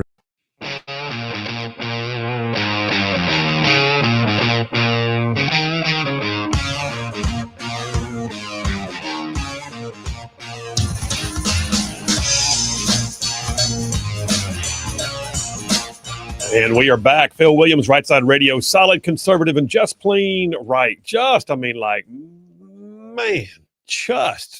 saving the world one soundbite at a time. Many thanks to new texter in the text lines, Alice from Prattville. Alice from Prattville, Alabama says, this APLS library amendment has nothing, all caps, zero to do with race. If you hear anyone say that, please know immediately they're trying to create drama and shut the conversation down immediately. This amendment is about the opposite, which is encouraging children and young adults to celebrate who they were born to be. We are fearfully and wonderful made. Psalms 139:14. So there you go. Alice Prattville, thank you very much. Joe in Tennessee says, I can remember a time when cleaning up a library was unheard of, but that was before the purveyors of filth got in charge. A pox on them and the SPLC who support them. Love that. Thank you, Joe. Tom with all the kids up in Huntsville says, stop chasing happiness, be content. Stop chasing. That sounds a lot like cease striving and know that I'm God. A lot to be said for that. That's why, the liberal ideology keeps getting more and more crazy, because I feel like they keep chasing what's more extreme, where I feel like the conservative side has been strong and rooted in the same Christian truth from the beginning. Yeah, But there's a lot to say that because they keep chasing and seeking, and maybe we go one step further, we'll be happy. Maybe one step further, they just keep going and going and going. if you're on a sailboat in high winds, there's some things you have to do. If you can anchor and drop sail, you can ride it out, and you're gonna be stable. You're not gonna move around. If you keep the sails up and you don't drop anchor, you're going to be blown left and right, and you're going to be constantly having to tack and adjust and trigger out and don't do and react. That's all. If you live your life in reactionary mode like that, it's because you never dropped anchor. Yep. You're welcome to write that down. It just came to me. Jeff from Indiana apparently is off work today. I don't know how we allowed this to happen, but he sent a picture of where he's sitting right now. And I'm going to tell you right now, if that's his mom's backyard, it looks like he lives on a golf course. It does. Does he live in Augusta? What is happening right now? That is beautiful. Good Lord, that's gorgeous. Okay, I could just sit there for a while. Jeremy from Madison says, liberal Democrat ankle biters. I love it. What? What? I think that was me that referred to them as ankle biting in this government shutdown. Nice. John from Huntsville says, JP, the correct answer was who was the OG Alabama coach? He's schooling you. He wants you to know. I guarantee he Googled it. So it was E.B. Beaumont back in 1892. He coached Alabama for one season. Well, there you have it. Now I know. OG. All right. Dana from Athens says, congratulations on the nomination. Thank you very much. Said Alabama needs you and strong people like you to be in these positions. Thank you very much. And good luck from Coxie in North Alabama. Appreciate that. Jenkins from Sneed said, I just heard the news about your nomination. Congratulations. Thank you, sir. Says you and Rightside have been one of the only news outlets in my life that I know with 100% certainty I can trust.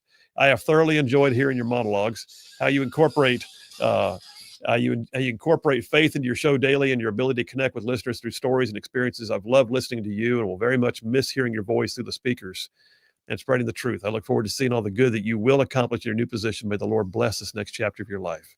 Jenkins, thank you so much. I may print that out and keep it. I appreciate that. That was beautiful. A couple more, and then we're going to be heading to a break. Mike from Coxie, Alabama says, Colonel Phil, thanks for explaining what a U.S. attorney does, but let's go through why it's so important to get conservatives in office. If there's anything we should have picked up on with recent news, it's how powerful some of these judges are. I would agree with that. And that's why I am looking forward to seeing the continued ability of the Trump administration to get federal district court judges appointed. We just had several appointed here in Alabama. Good folks. One of which was Evan LaCour was I think may have just been confirmed last night. But yeah, good folks. David at Bucky's says, Phil, since your nomination will require Senate confirmation, what effect do you see the shutdown having on the process? I don't know, sir, but I do know that the Senate is still working technically, even though Democrats don't want to. They've been getting things done, confirmations done, because it's a different category of work. This confirmations, they've actually been nuking the filibuster rule and then basically confirming en masse. So there's that. More to come on that. And then Jeff from Chattanooga says, can you catch me up, please? What am I catching you up on? He said the text for it. Sorry, been out of touch and just caught on. He has no idea where you're going. Oh, okay. So yeah, Jeff, thank you very much. I was just this week, the word was announced that I have been nominated by President Trump to be the next U.S. attorney for the Northern District of Alabama. And that's a Senate confirmation process. But it also means that I will be stepping away from my microphone. But there's an amazingly good succession plan following up. And JP is still going to be a part of it. So there you have it. Well, more to come on that in the next few days. All that to say, we still got a show, though. We got lots to do. And coming up next, we're going to do a round of Butters and Lee. Y'all stay tuned. We will be right back. Cops chasing me and that kind of stuff. The rest of the ones are younger, and they're just like, wow, Dad, you used to be bad, but now you're good. Like they don't have any rebut. It will eventually form like their understanding, and it's something that I want them to always know. And the thing I always point them to is like, one, don't be the fool, receive instruction, receive wise counsel, obey God and obey your parents. But also life isn't perfect. And if you stray, you can never stray so far that God can't get you. Right. And if God saved me, he can save anybody. And that's not cliche. It's literally, let me tell you, about something. But again, specifically my 15-year-old, I drive him all around Colorado Springs. There's not a corner I didn't commit a felony in that city. Okay. And I drive him and I'm like, I did this here. I did this here. I did this here. I did this here. Like, this is who I was. You need to know and understand that. Right. And so Proverbs 19, raise up a child the way they should go. Yep. When they get old, they won't depart from it. Yep. All right, brother. So you, the jig was up. They got you. The officers whose names you still recall were a part of the task force that brought you in, and you're staring at 6 felonies prior before you even got to this point, and now you've got this stack of felonies, and you're looking at 384 years potentially. Sure. So you're looking at life in prison at that point. Correct. Yeah. But you negotiated. Yeah. Did you negotiate for yourself, or did your lawyer do a good job? It's a mix, but there's a bunch between that. But yeah, it gets into mediation. But there was 9 months between then, and in those 9 months, they take me to county jail. I'm facing 384 years in prison. At least that's how my public defender described it, because how it works, and the numbers are shaky in my head, but I have to do the math. But either way, each charge that I was charged with gets doubled because I was on probation and on bond, so they can double it. So they enhance it. Yeah. And then they times it. They can times it by 4 because it's the habitual criminal. Yeah. Right. And so I can break it all down with math or whatever, but the habitual criminal. So if you have 3 felonies, they call that. I'm not going to say what they call it. It's the B word, the little B word. And if it's 4 or more, they quadruple your sentence. And they call that the big B word, okay, habitual. Anyway, so I was at 6, so I'm times 4, and then so they stack, and then they times it by 4, and then that's where that comes from. This is state, not federal, right? State, Colorado State, yep, Colorado State Prison. It didn't wind up being 384 years, but you still got a pretty stiff sentence. Got a pretty stiff sentence, and the transformation really began in county jail. So I was in county jail for 9 months. Basically holding out, and that's part of your negotiations in county jail. Is like, well, I'll just sit here until you bring me a deal that I want, right? And they'll only do that for so long. But it is, some people just want to get in there and they plea and they go to prison, but I was gonna, bide my time or whatever. Well, I'm now in county jail thinking I'm gonna go do the rest of my life in prison. That's how I'm seeing this. And so I'm in there thinking I have to create this reputation of being a bad dude, so when I get to prison, people won't mess with me. And so I do, and I'm hanging out with all the wrong people in there. I catch one assault case. They put me in the hole, then send me to another unit. I'm there for a little bit. They bring in another guy that had told on one of my friends. And I had to go beat him up really, really bad. Caught another assault case. So I caught 2 assault cases in county jail. So on top of all my other stuff, I caught 2 more assault cases. They were misdemeanor assaults, but they're still assault cases. And they put me in administrative segregation after that. So they're like, okay, you don't play nice with others. You're solitary, basically. Solitary, right? Correct. Exactly what it is. Yep. Solitary confinement. You're in a cell by yourself for 23 hours a day. You get an hour out to make a phone call and take a shower, maybe do some push-ups or whatever, and you go back to your cell. That's what you get. And I was in there for about 4 months. Okay. And, so it was 9 months total, 5 months out, 4 months in ADSEG or solitary. And in that stay in solitary, God began to open my eyes. I don't believe he saved me yet, but he opened my eyes to the fact it was my fault that I was in there. And this is huge. I was just reading Rick Burgess's new book last night because I'm going to interview him later today. But it that was one of the chapters when it talks about just all you Rightside ruffians out there, you are listening to Rightside Radio, solid conservative, just plain right.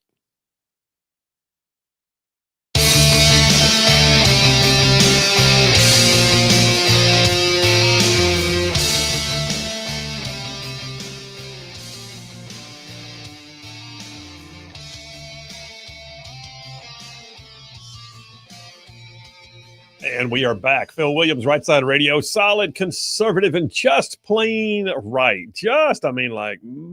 Covering down some major ground across the southeast U.S. of A. Y'all, big old radio footprint, covering up parts of multiple states. And by the way, there's also a ton of y'all that do the live stream every single day.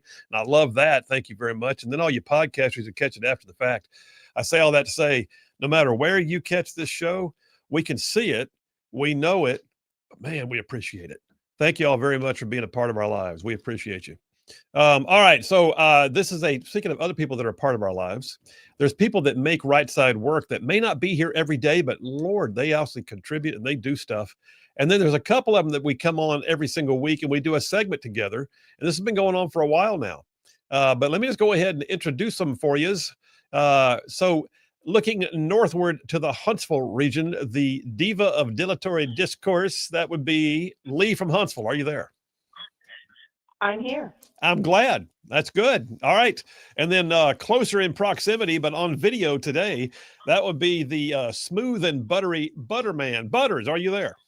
I am here, sir, and congratulations publicly on your nomination. Thank you very much, my friend. I appreciate that very much. All right, you guys. I pronounce a quorum. Hit me some whoop whoops. All right, let's do it. You know how this thing works, right? So I ask a question, get y'all's input on some things. We flip the script in the second round. Y'all ask me questions. So round one, first question. I just spent some time with Amy Minton talking about this a moment ago.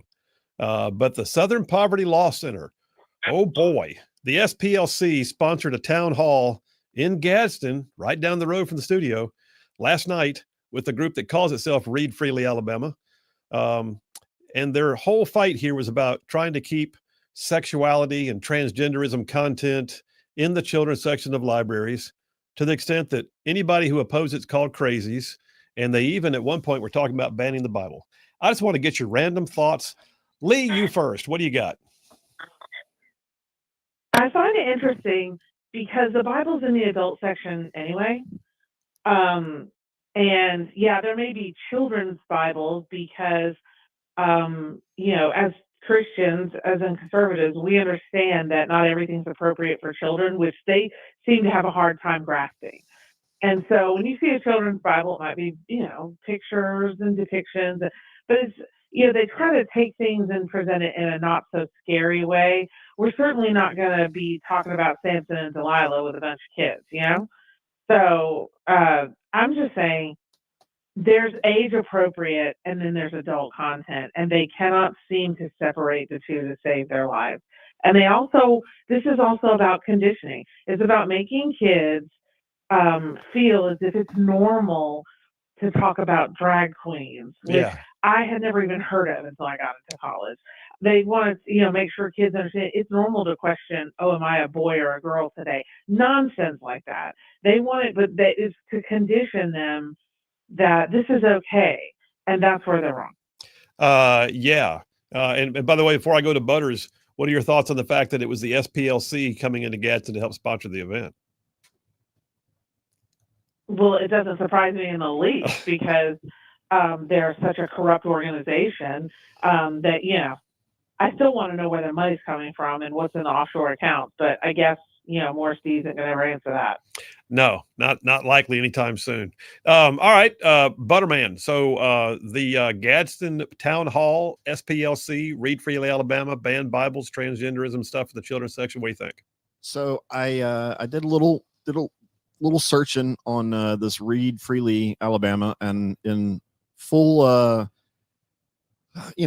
full fairness of the conversation, they made a post about it on their Facebook page where they said that we have never called for banning the Bible. Okay. So not sure if there's some confusion in that, but who knows, since words don't seem to mean much to them at all. Yeah, I mean, y'all hit the high points. Could we get the Southern Poverty Law Center set up as a terror organization? I mean, it's honestly, I guess I'm just not that worried about they're clearly not having the impact that they want. Like we're taking things back, and we really don't care about what words you want to use. Also in the Facebook post, they're trying to make fun of Brian Dawson and saying that he's actually calling for book burning. Brian Dawson from 1819? Yeah, yep. What- They refer to the CEO of 1819, saying that he's What made he's him call out- actually called for book burnings. What made him call out Dawson, who, by the way, does not believe in book burnings? Well, but- they're referencing the 1819 the article that, Gotcha. that was made about Which, this. by the way, So- I will go ahead and say the 1819 article, in all fairness, said that it was a attendee at the meeting that stood up during public comments and said that she thought it was fair to go ahead and try to ban the Bible. It's all. I mean, I'm much more concerned about the Southern Poverty Law Center, and the role that they play in all this. I mean, what criteria needs to be done to make them go away? I don't know, but the Southern Poverty Law Center, let's keep in mind that they are the ones that actually branded Charlie Kirk's TPUSA as a hate group. I think, if I'm not mistaken, they actually had the Alabama Policy Institute on there as a hate group at one point. They had the Family Research Council as a hate group. I mean, and these are people who they're the ACLU other, like stepchild kind of group, but they're allegedly there to fight for rights and to clarify constitutional, and they're not at all. What they really are is a liberal progressive organization that hates anything to do with conservative values. And they I don't understand how they got based in Alabama. I know I think they formed up Southern Poverty Law Center. I mean, the original intent was to fight, civil rights issues. And so they based themselves out of Montgomery because that's where, the birthplace of the modern civil rights era was really, rooted. And so, it's kind of lost its way over time. Just saying. Any further thoughts, Lee? I mean, they started maybe in a noble way, trying to go after the KKK, but what they've devolved to is just a group that wanted to work with liberals in order to put out some list in order to punish conservatives, because all in all, that's what they were trying to do. But I just think how far they fell, Yeah, exactly. All right, well, go ahead. What you got, Butters? I was just going to say, it seems like a pretty good summary of a lot of the Democrats, a lot of Democratic Party. That there were some good things that have started, and a lot of good fights, and then they just never stopped. Yeah, and now who knows what they're fighting for? And now they make it up as they go along. All right, second question. The liberal media is freaking out right now. Of course, they always do, but the liberal media is freaking out right now because Trump is actually building a ballroom attached to the White House, and in the last few days has pretty much maybe completed now tearing down the East Wing of the White House. I just want to get your thoughts on this. What are you thinking? Butter, you first. Well, first, stop with the I can't believe we're spending tax dollars on this. Yeah, exactly. Pretty sure that's been made clear how that's being funded. In private donations. Second, really, of all the issues that y'all have got to be concerned about, like that's the top, like that's making the news cycle to the extent that that's going to be like 7 days straight of, and then for the actual what he's doing, honestly, I was thinking about, I think it's kind of a good story of America, right? Like every so often we it stinks in one hand that a lot of our old history kind of gets torn down and we rebuild, but it's also kind of a cool thing that every so often we got to tear some stuff, break some things, and build something new and better. And that's kind of the cool thing of the story of America, that we were able to kind of, I guess, reinvent ourselves. And I think it's kind of what Trump's doing with the White House, and that's the beauty of the founding fathers and the very existence of our government. It's designed to break every now and again and come back better and stronger. Wow. I almost feel like we got to leave it there, but now I have to let Lee talk. That was good. That was good stuff, man. All right, Lee, your thoughts. East Wing torn down, ballroom coming up. Well, it's only part of the East Wing. And here's the thing. They need something to bash him about. It doesn't matter what's going on. But right now, the Democrats, it's just been hung around their neck that the government shut down, and they can't shake it because it's their fault. Yeah. And they need something that they can point to and say, look over here. Well, it's a visual. They show where the machine, the big digger or whatever is like tearing down part of that building. It's something visual that they can point to and pretend that no other president has changed anything ever. Yeah. So it's just the level of ridiculousness of this whole thing that they're before we had to put they had to get tents and put it out there and have people walk through tents. Why in the world, in the greatest country in the world, do we not have a ballroom? I totally 100% agree that we need a ballroom, and we don't need to be pitching tents every time we need to have a large gathering. That's right. I mean, we're the biggest economy in the world. It's just embarrassing. I think you're exactly right. There's a security issue. Think about what this means now when you have heads of state, when you have the president himself, when you have all of the notables who come there for whatever gathering, whether it be a state dinner or an actual ball, or for that matter, just a large swearing in ceremony. This is a security issue. The president can now walk down the colonnade at the White House grounds in security and go straight. Every time they do an offsite event, the Secret Service has to spend days in advance getting the place secured and ready. And this is going to be something that in the end is going to wind up saving an incredible amount of manpower and time and increased security. And I think it's going to be beautiful. And it's paid for with private dollars, which I love.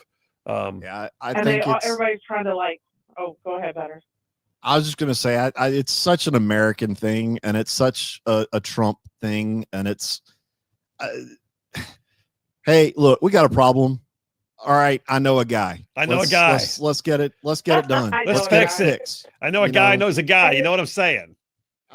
I mean, but do you not think that people are calling it and they're saying, "Oh, it's so ostentatious, it's so this or it's so that"? But it's not. It looks like every ballroom ever. It does. It looks like every ballroom ever. It also, you look at the exterior relief of the building. It looks like it fits. And people are just freaking out because it's happened. I've got a list right here in front of me. I can't even bother to go through. I can't even take the time to go through all of it. But all the presidents who have made modifications to the White House, and some of those have been extensive. Some were like just little cosmetic updates, replacing the HVAC. Trump did that last time. Barack Obama installed solar panels, and he tore a whole lot of stuff up to build his basketball court on the White House grounds. You've got Truman that actually, and it was partly to save the building. The building was falling apart. Truman actually gutted the entire interior and rebuilt it from the inside, so it'll last 1,000,000 years now. The Oval Office was moved by Franklin Roosevelt. On and on. The West Wing was built by Taft. I mean, all this stuff is happening over time, and the world is going to, and I guarantee you right now, Gavin Newsom is slobbering over the idea of holding a ball in that ballroom. He just doesn't want to say it. You are 100% spot on. Okay, we got to take a break right there. So we'll take that break. Phil Williams, Rightside Radio with Butters and Lee. Y'all stay tuned. We will be right back. Like, you have to take accountability for your actions if you're ever going to repent. And this was the beginning of me realizing, because up to that point, I blame my mom for my circumstances. I blame my dad. I blame the judge. I blame the cops. No more victim. Exactly. And but what was wild though, I really believed I was a victim. Like, I wasn't just saying that to get out of trouble. I really believed it, which is weird. But God, in his mercy, opened my eyes like, no, dummy, this is your fault. Sure, does your mom and your dad play a role? And oh, yeah. But your choices got you here. They didn't beat that guy up. They didn't jump out the window. They didn't, sell drugs. They didn't do those things. You did those things. Yeah. And so when I realized that my bad choices created the bad circumstances, that was extremely liberating, because what it meant is that I was free to make good choices that would then create good circumstances. And it was like this epiphany that went off in my brain. And so as much as you can in a cell by yourself, I began to start taking ownership of my thoughts, feelings, behaviors, decisions, all that kind of stuff.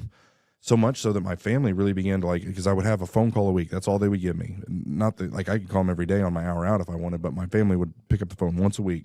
They'd cut me off. I'd burned every bridge. Wow. And in those weekly phone calls, my family started to notice a huge change in my attitude. Who'd you call? My grandma Barb. Okay. Yep.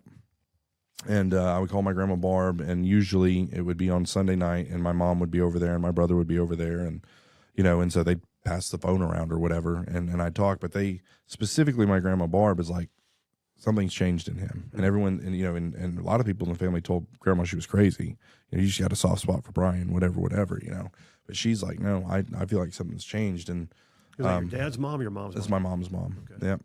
Meanwhile, my dad's mom, the one that was teaching Sunday school for Miss K, Scott Beeson, when he interviewed me, said, who was praying for you? It was a good question. I said, well, Betty Dawson was. And lots of credit goes to her for that. But Grandma Barb, she began to really believe in me and believe that there was a change that had happened, so much so that she, so in this time period, that 4 months I'm in there, I guess about 3 months into my ADSEG stay, my public defender came and said, okay, Brian, the district attorney, she was like really excited to give me this deal like it was a good one. Your attorney was? Yes, public pretender.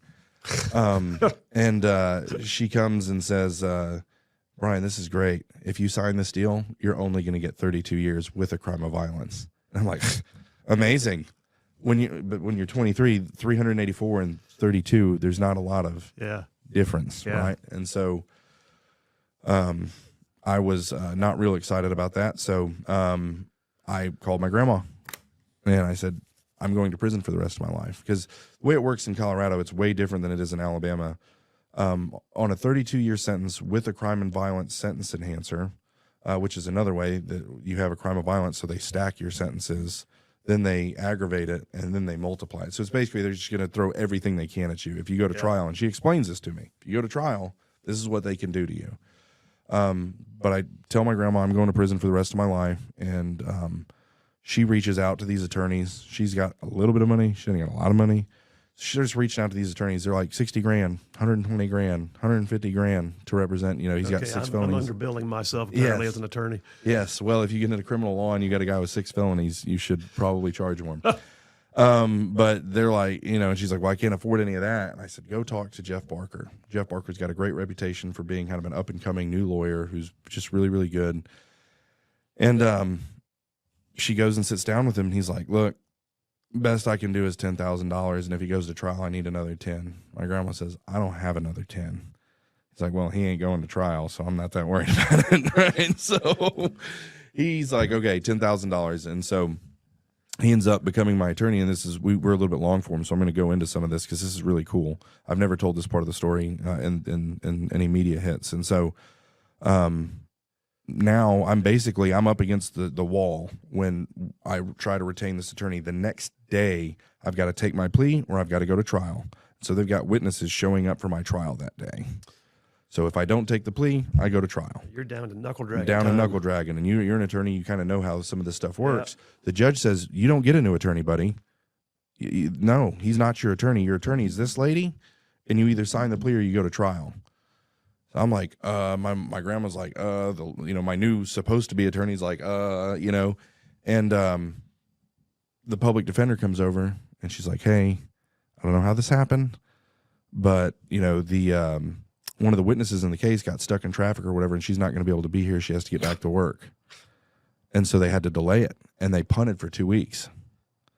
And in that 2 weeks, I'm able to have him retain, and he gets me into a mediation hearing. And in the mediation hearing,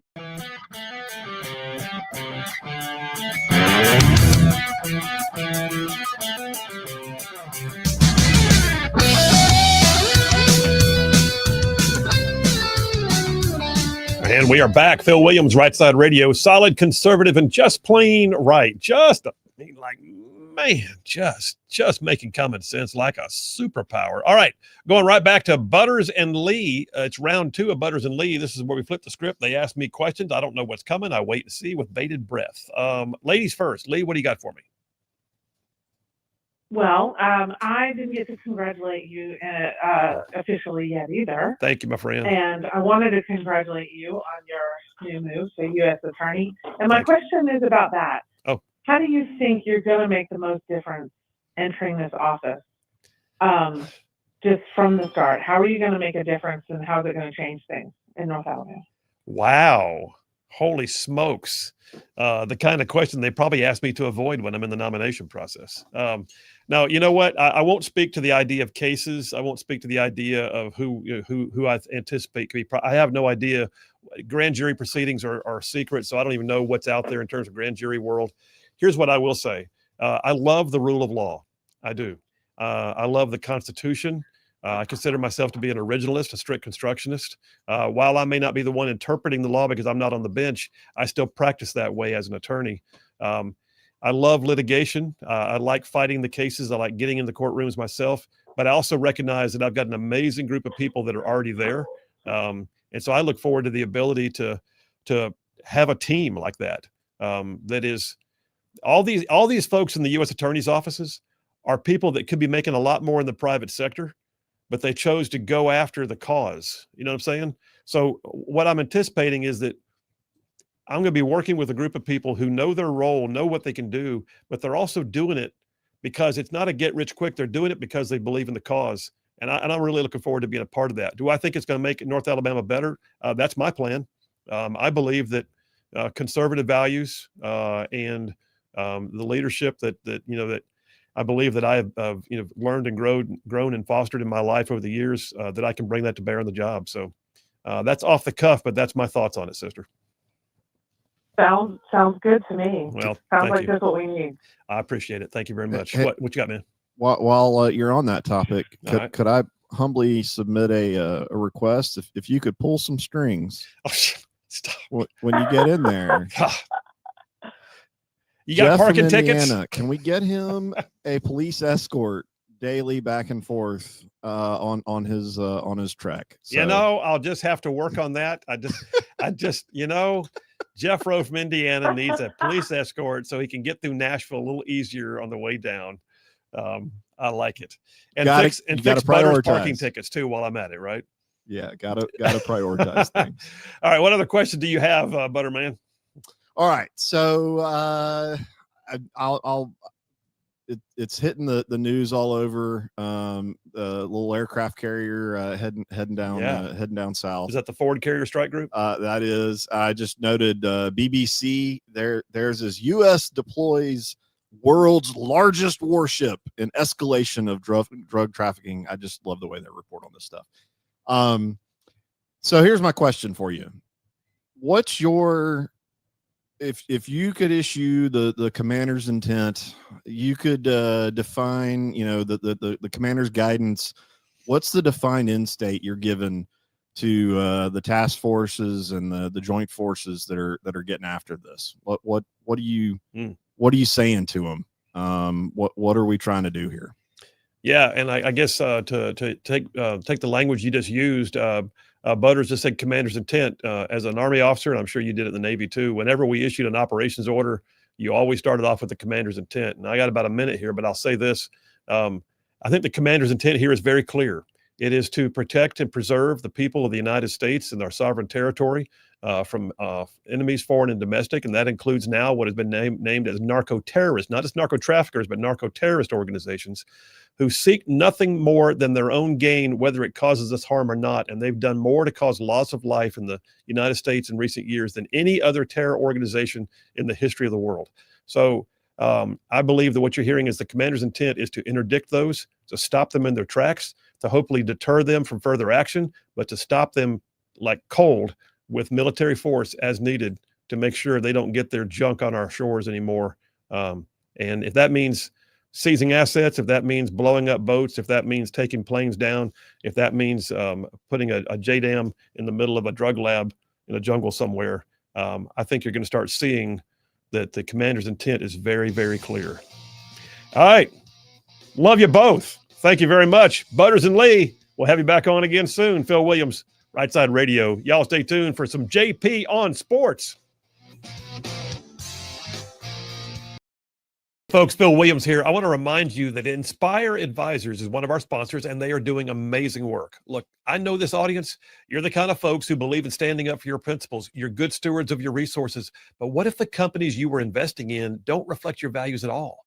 Well, that's why you need to meet Paul Breyer and his team at Inspire Advisors. Because Inspire Advisors, they are experts in the field of biblically responsible investing. They can help you grow your bottom line while also be proud of what companies you're investing in. Inspire Advisors, check them out. Their website, www.moneypatternwealth.com, and tell them you heard about it on Rightside Radio. Cool too. Negotiation tactics.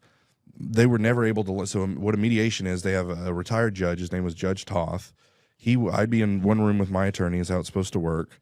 And it's supposed to be at the courthouse. And I'm in one room, the district attorney's in another room. I'm with my attorney, and Judge Toth goes back and forth. Okay. And I think I should get 8 years. Well, we think you should get 32. Well, I think I should get 10. I think it's basically like horse trading. Okay. Well, we couldn't get our calendars to line up to get it done at the courthouse, so she had to come to the county jail on Martin Luther King Day on her day off. Okay, and she's in there in her pajamas. The deputy district attorney, she's in there in her pajamas. She's absolutely pissed that she's there, and I can see this. I'm like, she didn't want to be here. I've got 384 years. I've got nowhere to go, and she obviously doesn't want to be here. So I just kept dragging and dragging and dragging. We discovered years ago the best time to buy a car is right before the staff leaves for a holiday weekend. Yeah, it's like go, go, go. So you're in that mode right now. All right, she's in her pajamas. She's in her pajamas. It's snowing outside, and she just doesn't want to be there. And so I keep dragging and keep counteroffering, and she loses, and she says, "That's it. 15 years with the crime of violence. That's my final offer. No way with the violence in your crime and the assault cases that you've caught in county jail, these 2 extra assault cases, will I ever drop this crime of violence?" And so on a 32-year sentence with a crime of violence, you're going to do 24. Okay. So that matters. It's a huge, like, you're going to do more of your time. Yeah. And then on a nonviolent, you're going to do maybe a third of your time or less. Okay. So I'm heavy focused on that crime of violence. Like, okay, we got her down to a decent year range, and I don't know where this came from. It had to have been a God thing.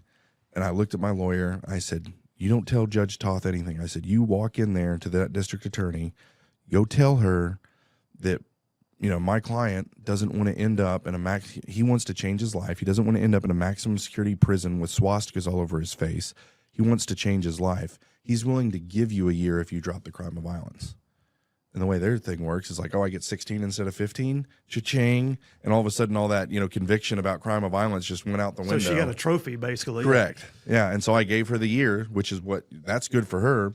So she drops the crime of violence, and I get 16 years with no crime of violence is what I ended up getting sentenced to. Yep. Wow. Yeah. Wow. And That I is was crazy. You are into sales. Yeah. And I was the happiest person ever to be sentenced to 16 years. Like, yay, 16 years in prison. But again, everything's relative when you face it to 32 or 384. Yeah. All right. You said in one interview I saw with you, I've forgotten, it's some folks that you had known, but they have their own podcast, Emily and somebody else. I've forgotten the guy's name, the husband and wife team. Chris and Emily, yeah. Yeah, Chris and Emily.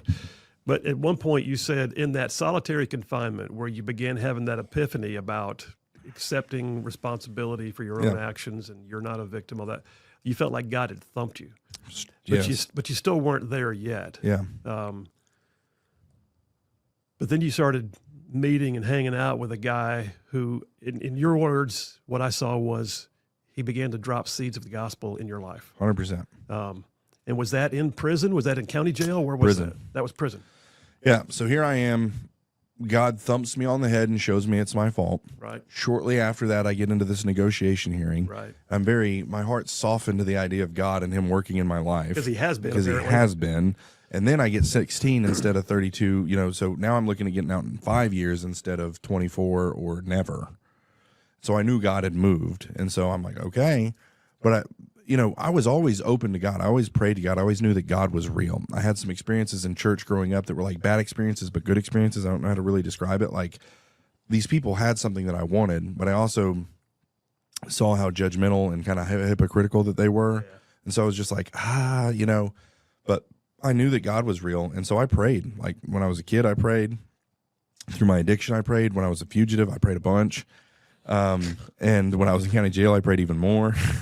Wondering about what my sentence was. I knew God was real, but I didn't understand how Jesus factored into it, and no one ever really taught me about Jesus. So I was agnostic. I knew that God was there, but I didn't understand how it worked. Right? Yeah.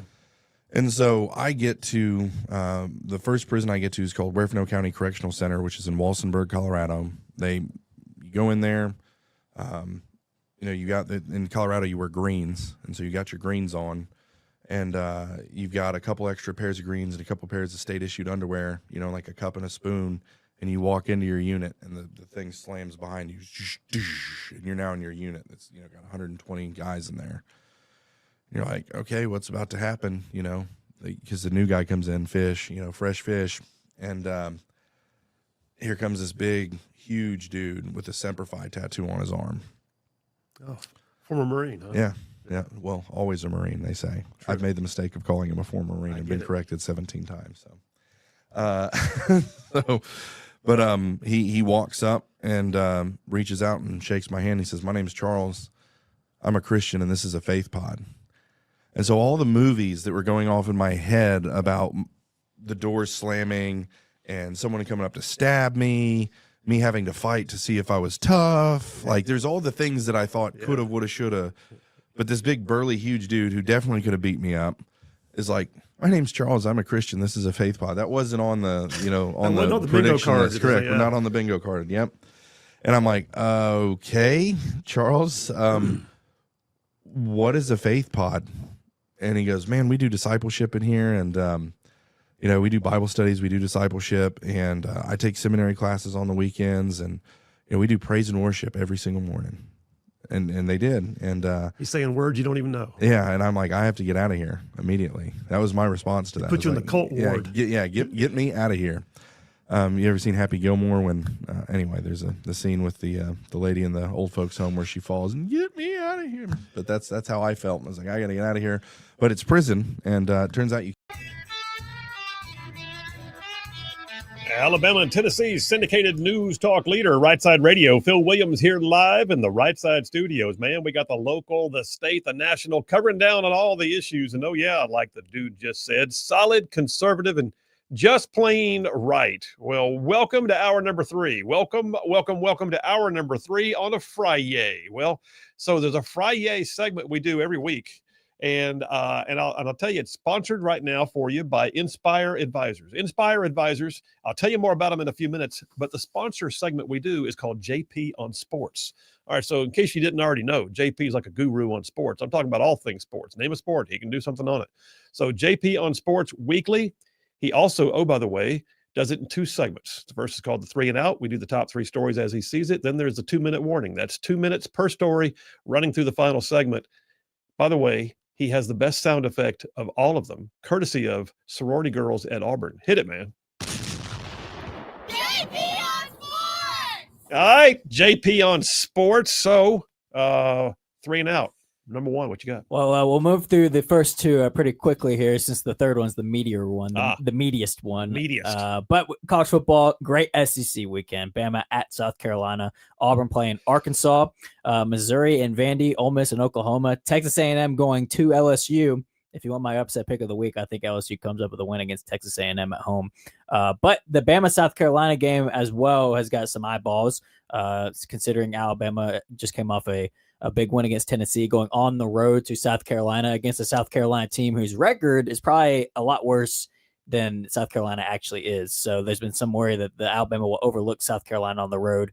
So they still got Lenore Sellers, which is still very, very good. And then Auburn and Arkansas. If you want to ask me, this is the game Auburn can easily win and get back on track.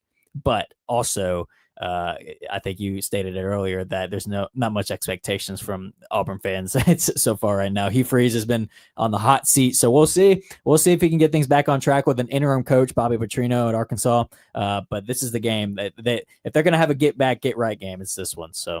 Okay, and quickly, we're 8 games. This is game 8, right? So This was a game 8 for Auburn. I think it's technically week 10 or week 9, one or the other, week 9 or 10. And we have how many weeks left? Well, there's each team I believe has 12 games. Yeah. So okay, coming down into it. Okay, all right, that's 1. What's 2? MLB playoffs. We now have a World Series set. The Blue Jays and the Dodgers, which I believe the series starts this weekend. I don't have much hopes that the Blue Jays are going to be able to beat the Dodgers because first game's tonight, actually. The Dodgers are just so good. Shohei Ohtani has proven to be, wow. If we didn't know it already, he's just proven that he is, in fact, the greatest baseball player ever. GOAT. Because as a starting pitcher, he had 10 strikeouts and then as a hitter had 3 home runs In one game. all in one game. Wow. Which is like alien, unheard of, insane. People like to point out Babe Ruth as a guy he pitched and hit, but he never did anything like that. So I don't know. We'll see if the Blue Jays can get hot and pull off an upset. But if you ask me, I think the Dodgers get this done, and maybe a gentleman's sweep. Maybe the Blue Jays can get one, but the Dodgers they're just too loaded. They're too good. So hopefully I'm wrong, because if the Dodgers win, then I'll be very unhappy. Ohtani was having some trouble in his personal financial life for a while there. Has he gotten that cleared up? Well, so actually it wasn't him. It was his translator. His translator was actually stealing money from him to gamble. Oh, that's right. Stole millions of dollars. His translator actually was arrested. I believe he's serving 7 years in prison. So that has all been handled. And also he's back healthy after having Tommy John last year. So he's back to pitching and hitting full time. And you just see what he did, and like 10 strikeouts, 3 home runs. Insane. So yeah, we'll see if the Blue Jays can pull off a miracle. Okie dokie. That's 2. That was fast. What's 3, JP? Man. Good Lord. The layered story here of the gambling bust in the NBA. Oh, wow. So there's been 2 separate operations here that have now had indictments, which, by the way, can I just say the 2 names are perfect. So there's the operation that caught the illegal rigged poker games that Chauncey Billups, the head coach of the Trailblazers and a former basketball player, was being used by the Italian mafia to lure in high value players and high value just citizens in general to play these rigged games with X-ray tables and apparently cameras and contact lenses and cameras on hidden trays to they can tell each round which one is going to win, and apparently stole tens of millions of dollars from people and the victims. So the name of that operation was called Operation Royal Flush, which is great. But then there's also the operation that caught Terry Rozier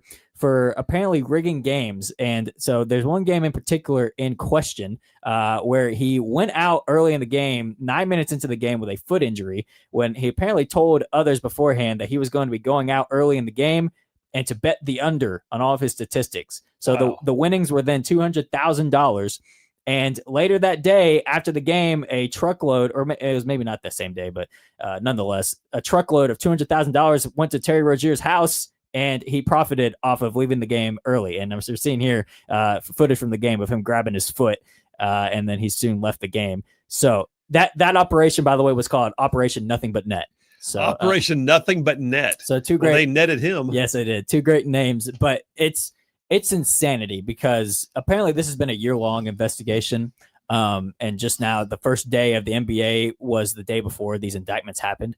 But I do want to play a quick little clip, and I'll cut it off whenever I feel like the gist of it has been covered. But Stephen A. Smith went on First Take the next day and talked about how this is President Trump coming for revenge, because all the NBA and its left-wing activism, he's coming for revenge, and then other sports leagues are next.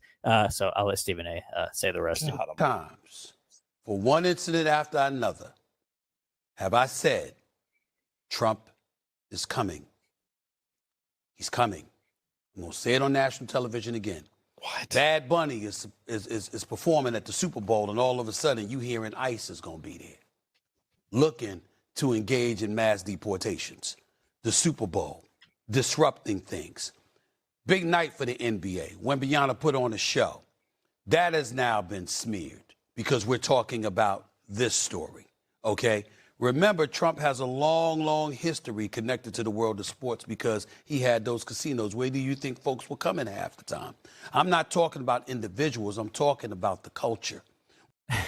So Stephen A. Smith decided to use this as this is Trump getting revenge. And by the way, Stephen A. Smith is kind of positioning himself for some sort of run in politics, I think. But the investigations began way before Trump. Exactly. The investigations have been years long. The investigation actually started in 2022, which who was the president then? Oh, it was Joe Biden. Well, the autopen was. The autopen was, yeah. So, and Kash Patel actually went on Fox and hit back at him and said how stupid that comment was. But this operation, it's crazy. I don't think there's ever been a widespread gambling bust in professional sports like this was. There were some instances like Pete Rose, which, by the way, he as a coach bet on his team to win. Completely different than players leaving games early and then profiting off of it. And also, apparently the NBA knew about the Terry Rozier incident and buried it. Apparently, Terry Oh, they Rozier. knew? I heard that. There's been some reports that apparently the NBA knew about this beforehand. I think it was Windhorst, who is an ESPN journalist, said this. Apparently, the rest of the season, Rozier was out for this alleged injury, which was fake, obviously. Some speculation has been that Rozier was actually serving a slap on the wrist suspension for the rest of the year. Don't embarrass the NBA. Don't say why it is. Just consider this your punishment, and then we can move on, which makes it even worse. If the NBA knew about it beforehand, which, like I said, reports from Windhorst, for example, are suggesting that's the case, it's not a good look. Not a good look at all. It's not a good look at all. Now, let me ask you this. There was something about Rozier who was texting people saying, bet on the unders. I'm going out in 9 minutes at the 9-minute mark. But was he texting? He wasn't texting other NBA players or other NBA officials, was he? I mean, he was outside his own loop or what? No, yeah. From what I've seen, he was just texting gambling or like friends to go and place money for him. Still, my God, $200,000. Yeah, it's I don't know. This is going to be a big story for a while, but like I said, Stephen A is already running to make this a Trump thing and not the NBA got caught.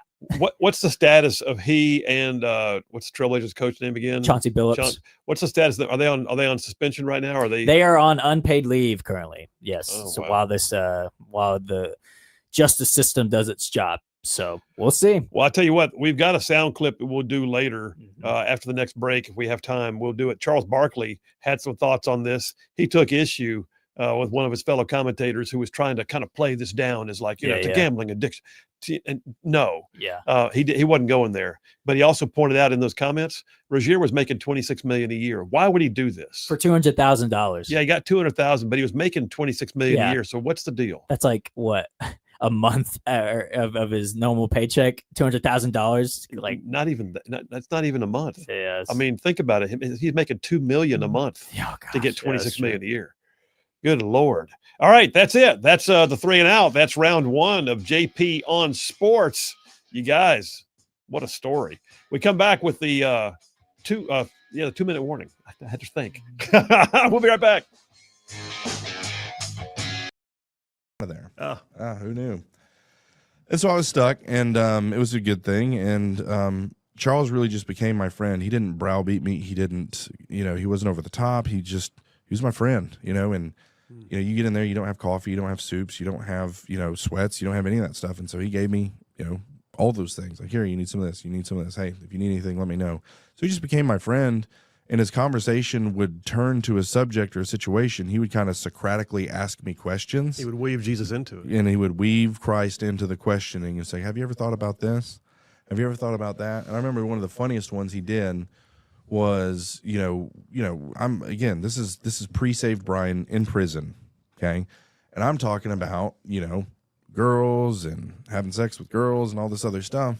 And Charles just looks at me, he's like, but wouldn't it be like so much more beautiful if like you just didn't have sex again until you got married? And I died laughing so hard and just pointing at Charles like, that's the dumbest thing I've ever heard in my life. But you know what? Flash forward, that's exactly what I ended up doing. Yeah. And it was because of that question that happened before I got saved that Charles did. So he's or go ahead. No, I got to say, part of my weird resume is that I spent 7 years in full-time ministry with an organization called Young Life. Yeah. Which is headquartered in Colorado Springs, by the way. I spent time in Springs because of that. Yeah. Love that city. Probably back when you were actually messing up things. But we called it relational evangelism. Yeah. It was earning the right to share your faith is what we called it. Yeah. And it was not relationship, with a catch. It was relationship with purpose. And also, oh, by the way, if you don't love Jesus, I'm still going to love you. Yeah. So it was true friendship. But we earned the right to share our faith, we called it. And there's a passage of scripture just came to me while we're sitting here talking, hearing you say it. I believe it's in Thessalonians, 1 Thessalonians. It says, because we loved you so much, we were content not just to share the gospel, but our very lives as well. Yeah. Meaning the gospel's really important, but I'm even going to share who I am in a relationship with you. That's where Charles was, it sounds like. Yep, 100%. Very cool. All right, so you're hanging out with Charles. Hanging out with Charles. We're at Walsenburg about a year in. I don't remember exactly how it breaks down. He gets shipped to Sterling Correctional Facility. So Okay. I'm there on my own. Huerfano County Correctional Center in Walsenburg was a private prison. So it was like Corporations Correction of America, or I guess they call it some other company now, Core Civic. It was one of those prisons, and it got shut down. And so I get moved to Benton County, which is another Core Civic prison. It was Corrections Corporation of America at the time. I'm there for 6 months, and then they moved me to Canyon City, to Arrowhead Correctional Center, which is like Camp Cupcake. Okay. And so they moved me to Camp Cupcake, and they didn't know they made a mistake. With my sentence and how much time I have, I'm not allowed to be at Camp Cupcake, right? I'm not supposed to be. And I'm there for like 2 months, and it's up in the mountains in Canyon City, Colorado. I'm like, man, I can get used to this. It was like God gave me a little vacation. And then once they figured it out, they ended up shipping me to Sterling Correctional Facility. I walk out on the yard at Sterling Correctional Facility, which is a massive prison, right? There's 4 separate yards, so I didn't have to land on the yard with him. But I walk out on they call it the 20s yard where I was, and boom, there's Charles. How about that? Right away. So back together again. Yeah. Pick up where you left off. Yeah. And he was a softball coach. That was his way of doing evangelism. He put together a softball team, and it was like, is it, I remember how shocked I was when I walked into a medium security prison. So there's like killers and everything in this prison. And there's a softball team, which requires these things called metal bats. I'm like, they have metal bats in prison? Like, that seems counterintuitive. Who thought this was okay? Yeah. Yeah. But he did. He coached a softball team, and I was the third baseman, and you know, that was his way that he would evangelize guys. And so I get to Sterling, and he's like, hey, what was great about Sterling is they had grass. So I was excited to play softball there, but that's neither here nor there. And so he's like, man, you want to play softball again? Yeah. So he's just doing the same thing, friends, ministering, planting seeds. And he goes, man, Brian, you got parole coming up in a couple of years. You really need to get you some certificates for the parole board. I'm like, great. And he's like, well, I'm the chaplain's assistant. I can get you into some programs. And the chaplain's office was over all the programs, secular or otherwise. I'm like, cool, yeah, get me in. And he gets me into them, and it's they're faith-based programs. Ah. And so I got in there, and I'm like, Charles. So I get snuck in. that gospel in on you again. He did. And but it was really interesting. And I get in there, and the first program was like Kumbaya, come as you are. You know, it was very, you know, it was not very high theology. It was not rigorous. It was just like, we want to love on you. But in that program, there was like 5 or 6 other guys that were like Charles, guys who'd been down for like 20 years that were men, and they were steeped in the word. And I got around those guys, and I'm just like, geez, like I'm drawn to this, but I can't admit it. And so that program ends, and I went to Charles. I'm like, hey man, I think I need some more certificates for the parole board. And he's like,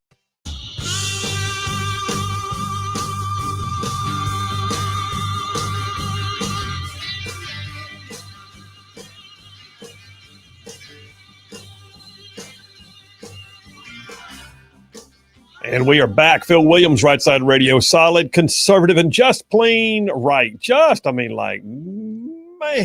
making common sense like a superpower. Pulling pins on truth grenades, giving you all the truth you can slap on a bumper sticker, saving the world one soundbite at a time. Did I get them all? Bulletproof influence. There you go. Thank you very much. Now I'm complete. All right, we're round 2 of JP on Sports. We call this round the 2-minute warning. He's got 2 minutes per story to just run the gamut, and I've got a timer and a buzzer. So 2 minutes, go.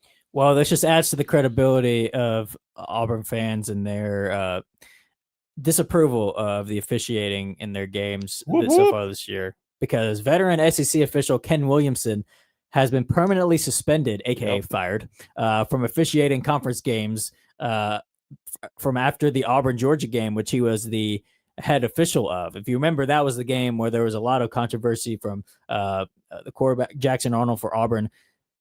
Looked like he crossed the goal line on a goal line stand, but the ball was called as a fumble, or the call was a fumble before he crossed the goal line, and then Georgia ended up with the ball. And then there was also the controversy with Kirby Smart saying he was clapping when he was actually calling a timeout. So Georgia got a timeout, but then got a timeout back, and then so it was a lot of stuff that went wrong in that game that he was the head official of. But apparently there were 11 complaints against Williamson and his crew during that game, and 9 of those complaints were validated by conference officials. That's overwhelming. Yes, but also I will add that apparently Ken Williamson told the SEC before this season that this was going to be his last season and that he was going to retire.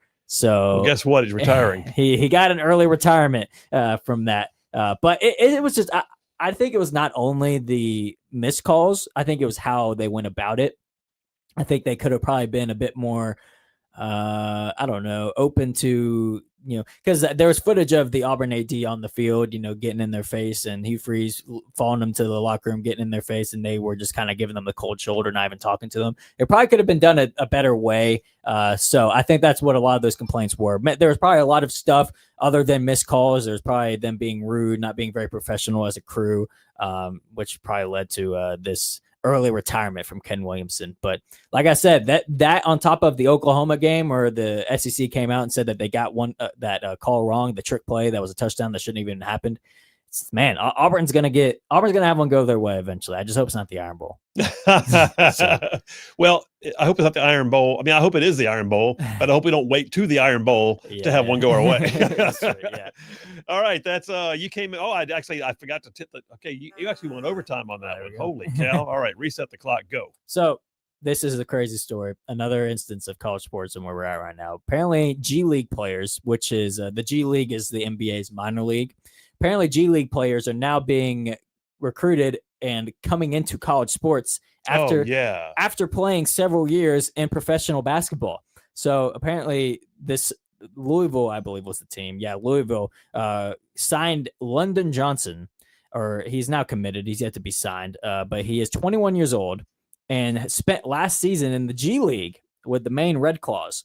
And so now the NCAA actually put up a statement and said that many schools are recruiting and enrolling individuals who have competed professionally, including many with experience in international and domestic leagues. It says that each player's situation is unique, and these issues arise at a time when NCAA eligibility rules are facing repeated lawsuits, yada, yada, yada. So pretty much saying that this is allowed, this is legal, but they also said that they're going to take some years away. So like London Johnson will be 21 years old, so he'll have 2 years of eligibility left. But the point is, these kids get to go and play with grown men, professional basketball. And get paid. And then actually, I'm going to come back and play college basketball with a bunch of kids who haven't done that. And I have an extreme advantage. And I have not only gotten paid before, but now I get NIL money. This just needs to be banned. Like if you're going, you can either go to the G League out of high school or you can go to college out of high school. You can't do both. You can't go to the G League, come back to college. It's just not allowed. But the NCAA is now saying, there's nothing against the rules with this. You can make certain rules just for college basketball and not other sports. I think that's fully allowed. So I guess we got 15 seconds. So what happens if, like back in the day, if say Michael Jordan had decided to go back to school to get his master's? Could he get some eligibility time, or did he already burn all his time? I mean, I don't know. What if they really did play like upper level NBA level ball, and they want to go back to school now? Can they play? It looks like the NCAA is saying there's nothing against the rules right now. All right, there you go. All right, that's the first one. Clear the clock. Second one, clear the clock, and start the clock. Go. AJ McCarron is running for lieutenant governor, and it's pretty. Look.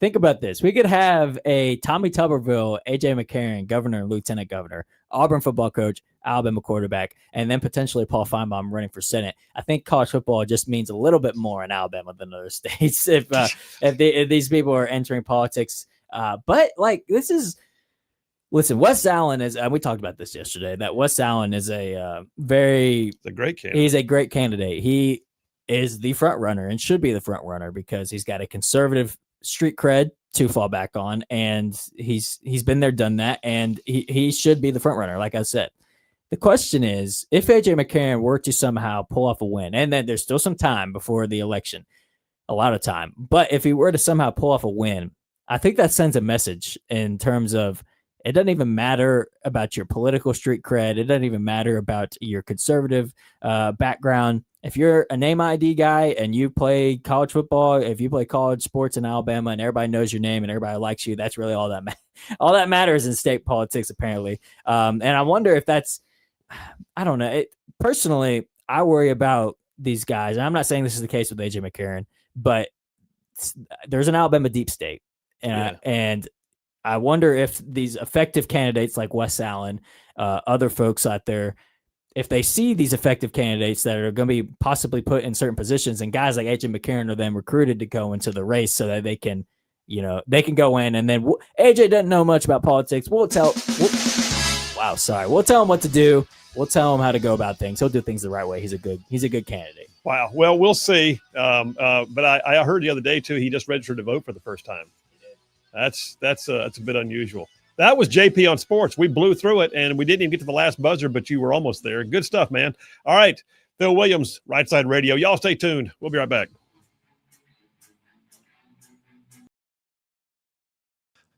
Okay. Wink, wink, nod, Yeah. nod.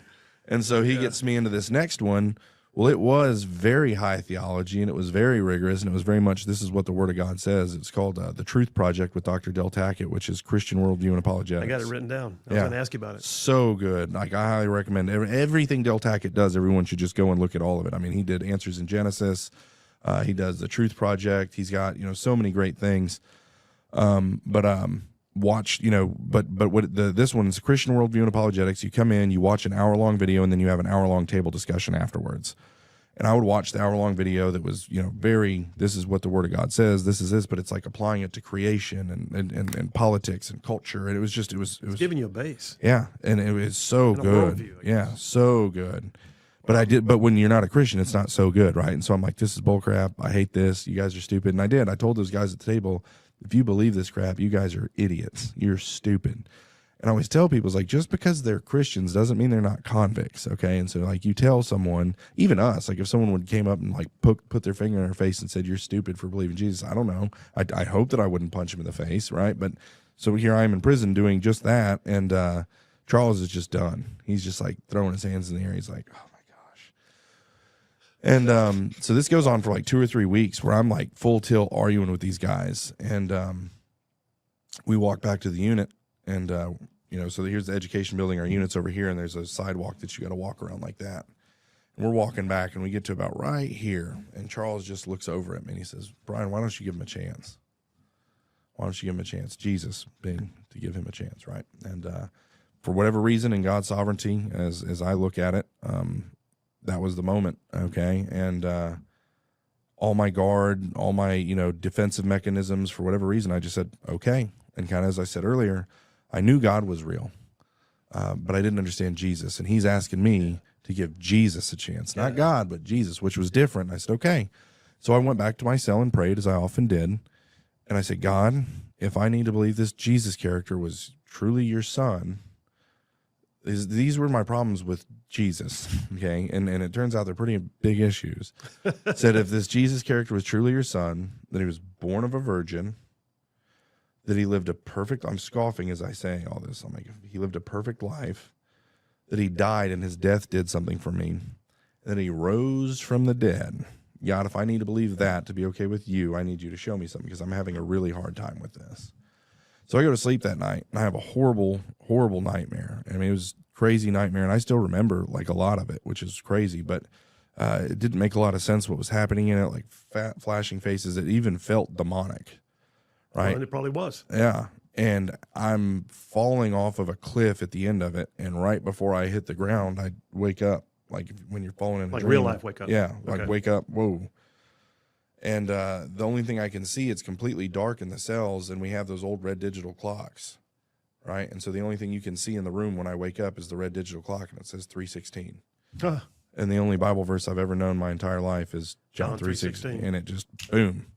Right, and that was the answer to my question, right? For God so loved the world, he gave his only begotten Son, whosoever believeth in him shall not perish, but have everlasting life. You asked, I answered, buddy. It's Sunday morning at 3:16 in the morning. What are you going to do? I guess I'm going to church. So I did. I waited till 8, and I went to Christian services, as they call it in prison, because they have to be politically correct. Went to Christian services, and I don't remember. I sat as far off to the side as I could with my friend Ramon that was on the softball team. Ramon's such a cool dude. He's a giant black dude, just yoked. I'm talking like waist this big, perfect six-pack, pecs this big, arms, just huge dude.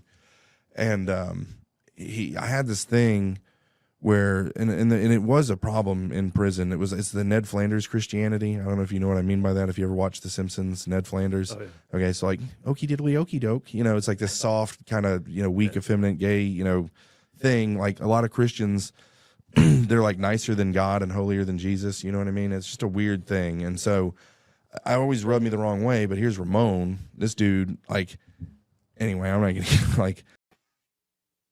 Hey, all you right side ruffians out there, you are listening to Right Side Radio, solid conservative, just plain right.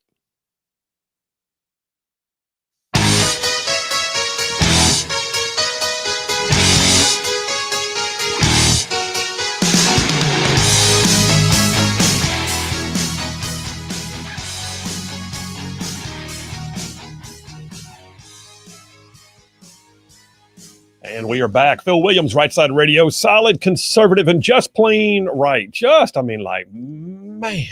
covering down on some major ground across the Southeast US of A. Y'all, I'm talking about this show. This one, goes like from Huntsville back on over to Chattanooga. I am talking about Tuscaloosa back over to Gadsden. I mean, all the way down to that loveliest little village on the plains we call Auburn, straight across the line from there to what we call, once again, Fort Benning. Benning! Big old patches of North Georgia, Mississippi, all thrown in just for good measure, and that's just the radio. Just the radio. Then there's all y'all in the whole wide world going to the World Wide Web, live streaming the show, live streaming in places like X, YouTube, Rumble, Facebook, and our website, rightsidemedia.org. And then there's all you guys that podcast the show after the fact. Lots of you, apparently, like well over 350,000. Have downloaded podcasts of the show.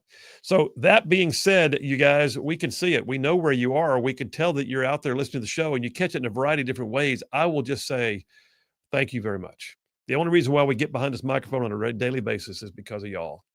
All right, I want to do something before I jump into some text messages, which, by the way, is y'all have blown up the text lines while we were doing other segments and I couldn't get to them. So I got to catch up on some stuff now. But so talking about this NBA thing during your JP on Sports segment, this is a huge deal. It's also you can tell when the apologists begin coming out. Oh well, don't try and paint the broad brush. I mean, not everybody's. We didn't say everybody's involved. We just said that was wrong. So there was an exchange between Charles Barkley, who has a state of Alabama connection, obviously, Auburn grad, Auburn great, a basketball player. Barkley was on with, what's the guy's name? Smith. He was on the his panel with Kenny Smith, Shaq, and Ernie Johnson. But this one was between him and Kenny Smith. So they were having a dialogue back and forth. Have you got that queued up? It's clip one. So this is a dialogue in which Kenny Smith, and I won't play all of Kenny Smith's comments because they're a little long. He spent a lot of time trying to talk about why this is, these people have gambling addiction, so they don't make good decisions. Like, what do you talk about? Play it. And that they're receiving, and this is about individuals. And last, and I'll let you talk, Chuck. I wish you would, because you're making me mad right here. Well, I can make you mad, and you can make me mad. I just have my opinion. You're going to have yours. But I also think that because there are people who get speeding tickets doesn't mean everyone in the league speeds. And so don't look at this group of people that are starting to get investigated as the entire league. As an indictment of the league. Clear something up for me, Chuck. I'm going to clear it up quickly. I know, but I really just want this. You say the league dropped the ball on the Rozier part of this? Because they had already looked at it and said we didn't have enough, but not on the Chauncey. They didn't drop the ball on Chauncey. First of all, these are two different things. Yeah, exactly. It's two different things. So the league dropped the ball on Rozier, Take Chauncey out the equation. All right. And the reason I'm mad at Kenny is, man, this ain't got nothing to do with damn gambling addiction. This ain't got nothing to do with addiction. These dudes are stupid. Why are they stupid? Under no circumstances can you fix basketball games. Under no circumstances. I love to gamble. The notion, like, Rozier makes $26 million. Him betting, giving people information or taking himself out of games, how much is he gonna benefit taking himself out the game to get unders? Like, he's making $26 million. The notion he gave, how much of these guys he gave a head up, he took himself out of games on prop bets. How much money is he gonna make? Well, if he did that, you're proving my point. What do you mean? That means that's not addiction. That's a logical thought process. No. If you're making $26 million to try to win 50,000, like, that's illogical. So that you're proving my point. No, that's not addiction. That's stupidity. The same reason someone goes and uses drugs when they're in the NBA. Hey, drugs are addiction. So there's no gambling addiction? No, yeah, they are gambling addiction. But the notion that you're trying to make sure these guys being addicted, you can't fix basketball games. You cannot fix. Like I say, this is separate from Chauncey, but the notion that guys are making all this money and giving information, come on, man, stop that. Stop it there. That Charles Barkley was nailing it. The idea that Kenny Smith would say, well, this is about a gambling addiction. First of all, you don't know that. You don't know they have a gambling addiction. There's no diagnosis. There's no addiction disclosure. We don't have anything out there that says, well, the reason why he did what he did is he's been in counseling for years for gambling addictions, and he couldn't resist the urge, and he forgot to call his sponsor, and things are hard. He only makes $26 million a year. He's having a hard time. That's ridiculous. But then Charles Barkley, in his usual candid way, just said, "You're making me mad over here." And then he jumps on and he goes, "This isn't about gambling addiction. They were just being stupid." Yeah. And I mean, that should be the narrative. The narrative shouldn't be all these poor NBA players who make this much money. They struggle so much with addiction that they feel the need to fix games. Like they shouldn't be given any, pity. Like that they messed up. They got caught. End of story. And that has no place in professional sports for any sort of rigging of games to get $200,000. Like there's just no room in it, and there should be no excuse for it. I don't care if you want to say have a gambling addiction or not. That shouldn't even be the narrative. It's like I said, it should be these guys got caught and doing something that has no place in NBA. Period. Yeah, absolutely. And the interesting you mentioned something earlier. Barkley I think it was Barkley said up front that there is something about the NBA may have known about it. Yeah. In his comments just then. Yeah. Apparently, the NBA was made aware of this by whichever betting platform took all the under bets on Rozier that game. And Brian Windhorst, the journalist, alleges that when Rozier was out for the rest of the year for an injury that he faked. So that means the NBA pulled him.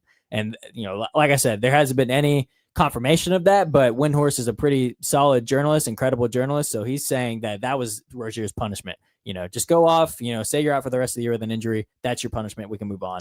Wow. Bury it under the rug. Well, and I really also resented the effort by Kenny Smith to minimize this by comparing it to speeding.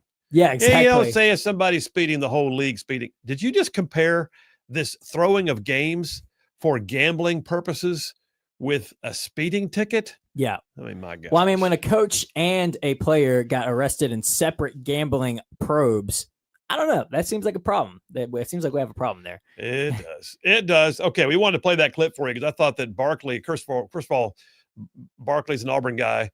He's got Alabama roots, and Barkley just nailed it on that one. And I appreciated him doing that, by the way. I got a number of text messages. We got one right here that tell us who you are and where you're from. We can't call out your name and say thanks, but this texter just texted in and says, ban him for life like Pete Rose. Pete Rose, in my opinion, did less than what we're hearing about right now. Yeah. It's one thing to bet on your team to win than betting on your team or rigging the game, or you to have an under and then leave with a fake injury. This is like shoeless Joe Jackson stuff right here. Throwing the game. Joe in Tennessee says Charles Barkley stating facts, all caps. John from Huntsville says, hey, JP, since apparently some basketball games are rigged, is it possible some football games are rigged too? Also, I really hope Wes Allen's our next lieutenant governor. I love the way he mixes his text lines. Okay. Football rigged, probably not. And I agree on Wes Allen.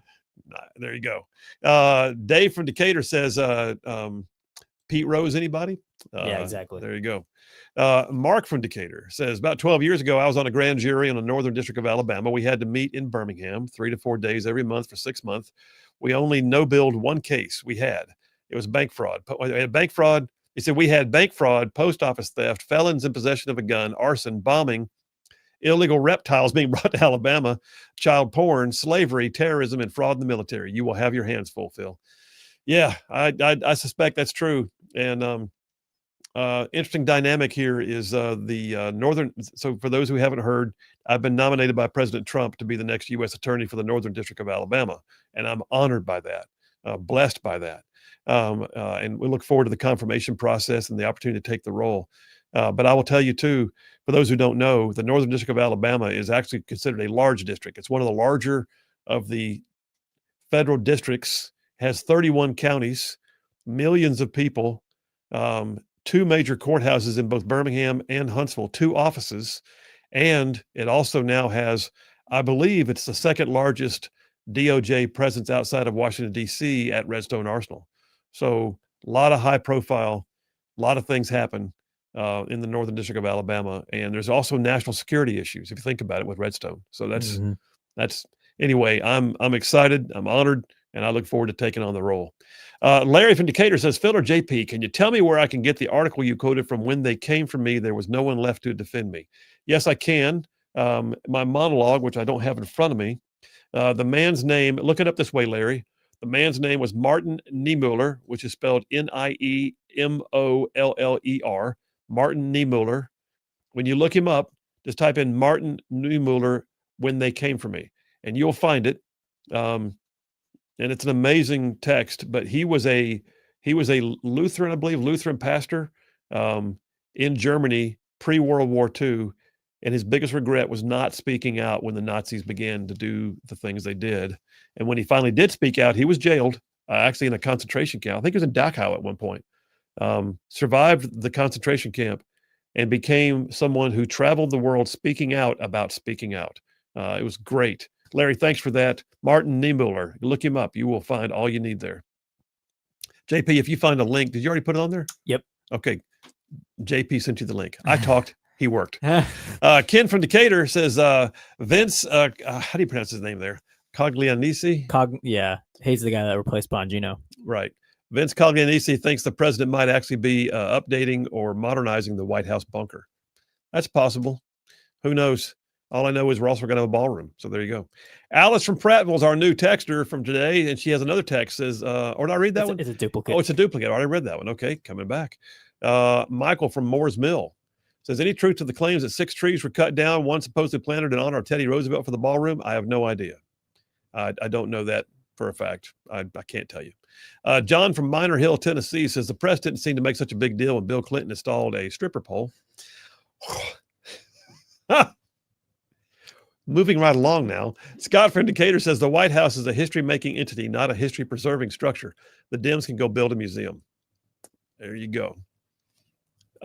Michael from Madison says, in regards to the ballroom that Trump is having built right now, do you think there's anything to the theory that that's actually a cover for him building a new age, state-of-the-art, secure bunker for presidential staff and stuff in the future in case of emergencies? I don't know. I'm not going to be a bit surprised to find out a lot of that's not already there, because it's not like we didn't go through the Cold War era with, the threat of nuclear weapons on a regular basis and mutually assured destruction and all of it. So I suspect that the bunkers exist, and I am aware of things having worked in some TS level environments that tells me that there are a lot of things that already exist that the world doesn't know exist, if you know what I'm saying. Carissa from Athens says, the banning the Bible thing at the SPLC event last night in Gaston, it was someone in the audience that said that to ban the Bible. And I think I said that. I think I clarified that on the air. Billy from Athens says, I've been wanting to say congratulations on your nomination. Thank you very much. Says, I wish I could have put my feelings into words like Jenkins did. I agree with everything he said. Prayers and best wishes to you and your wife. Billy, thank you so much. And then Karen from Hickson, Tennessee says, oh, Phil, my husband and I are thrilled with your rightfully deserved promotion. Thank you so much. Said, no good luck. You have the Almighty on your side. You will be missed. Karen and Jim from Hickson, Tennessee. All right, listen, we got to take a break right now. I love this audience. You guys are amazing. Thank you for who you are and what you do. Y'all stay tuned. We will be right back. Not that guy. That's what I'll say, right? And he was the guy that brought the blood gang from California to Colorado, cold-blooded killer, until God got a hold of him. And now he's like the prison evangelist. These young guys come in, and he was in Unit 21, which is where you go when you first get to Sterling. And then from Unit 21, you get sent out to all the other buildings. But they kept him in there, and these new guys would come in, specifically young black guys, and he would like body him up and be like, this is the gospel. You know what I mean? And like it was crazy. It was really interesting. So anyway, this is the guy that I went to go sit in church with, because I don't want to be around any of the Ned Flanders guys. You know what I mean? And I wasn't going to let Charles think that he won, And so I sit off to the side in the back. And I don't remember anything Chaplain Davis said. I don't remember what the sermon was on at all. But at the end, he says, all right, guys, we're going to do an invitation. I look over at Ramon. I'm like, brother, what's an invitation? I just knew he was going to be like, brother, that's where you invite Jesus into your heart. But that's not what he said. He said, brother, if you got something hindering your relationship with God, you can go down there and pray with that man about it. And he stepped aside because he already knew that God was on me. As they say in the South, I've learned some Alabama euphemisms. God was on me like a pack of dogs on a 3-legged cat. Anyway, so I walk the aisle, as it were, the proverbial aisle, Get down there. Chaplain Davis grabs my hand, puts his other hand on my shoulder. He says, Mr. Dawson, how can I pray for you?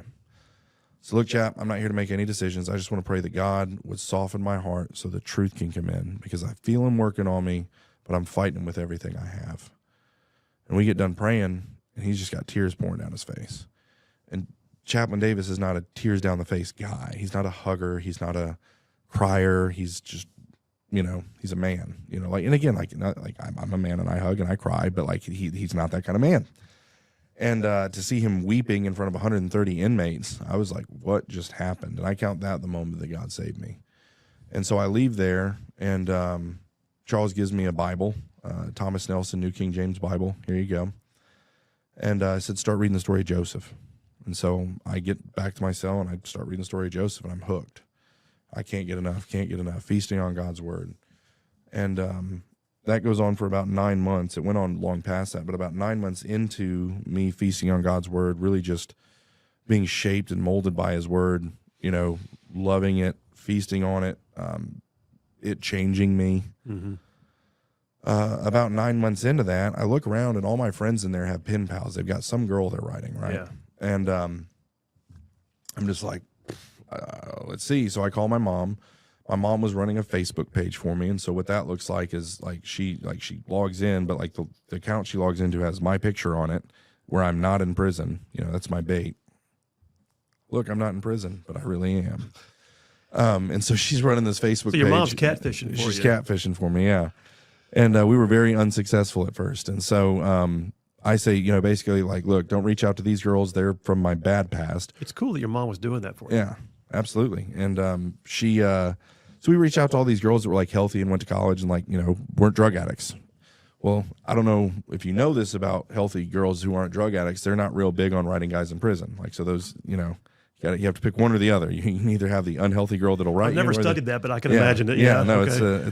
it's there. And so I struck out completely, and I said, okay, God, I can't take any more rejection. If you want me to have a pen pal, you're going to have to do it, because I'm done. We're talking old school, write it down on a piece of paper, pen pal. Yeah, no, that's it. Yeah, everybody in there. Yeah, put it in an envelope, snail mail it out. Yeah. Correct. Yep. And the prison probably has to read your letter to make sure it doesn't say anything, right? I think they read a lot more of the ingoing than they do the outbound, but it depends. Like if you're writing from prison to prison, they read both. Like they have some system. I don't know how they do it, but there's definitely people who wrote some stuff they shouldn't have. They got in trouble, and I can't remember which direction the mail was going. But you don't seal it. Yeah. You put it in there and it's open. I remember that now that you say that, because I always say, oh yeah, I sealed it, but I actually no, you don't. You put your thing in there and you put your stamp on it and you drop it in the mailbox, and then they go through and open it and look at it and then send it out. So forgot about that now that you bring that up. So no one wants to write me. Said, okay, God, you're going to have to do it. Told my mom I'm done, whatever. And so I don't know, 2-3 weeks, maybe it was a month. I don't know. It goes by. I say, call my mom just to check in, see how she's doing. And she goes, hey, Brian, do you know this girl named Christina Ewan? I said, yes, ma'am. You've known her for a long time. A long time. So Christina Ewan, back in Derby, Kansas, where my dad was. So we grew up together. I was head over heels in love with her, all throughout middle school and high school. We went to 8th grade graduation dance together. After that was the first of many times I professed my undying love to her. And I always say that she gave me the Heisman. It was like, I just want to be friends. Just friend zone. Friends. And so I got friend zoned hardcore. And that went on literally from 8th grade to the beginning of 12th grade before.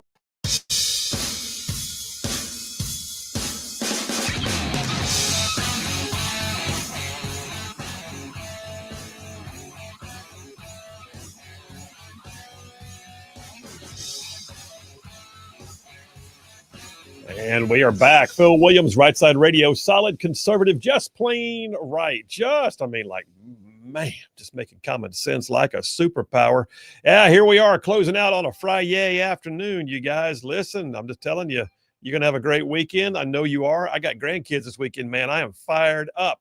But I got the grades. Let me get the grades in here. John from Huntsville has the grades in. He says JP gets a solid A for his outstanding performance. Phil and Lee get an A+ for their equally fantastic performances, which means today's winner is obviously Butters with a perfect A++ and definitely his best performance ever and very inspiring.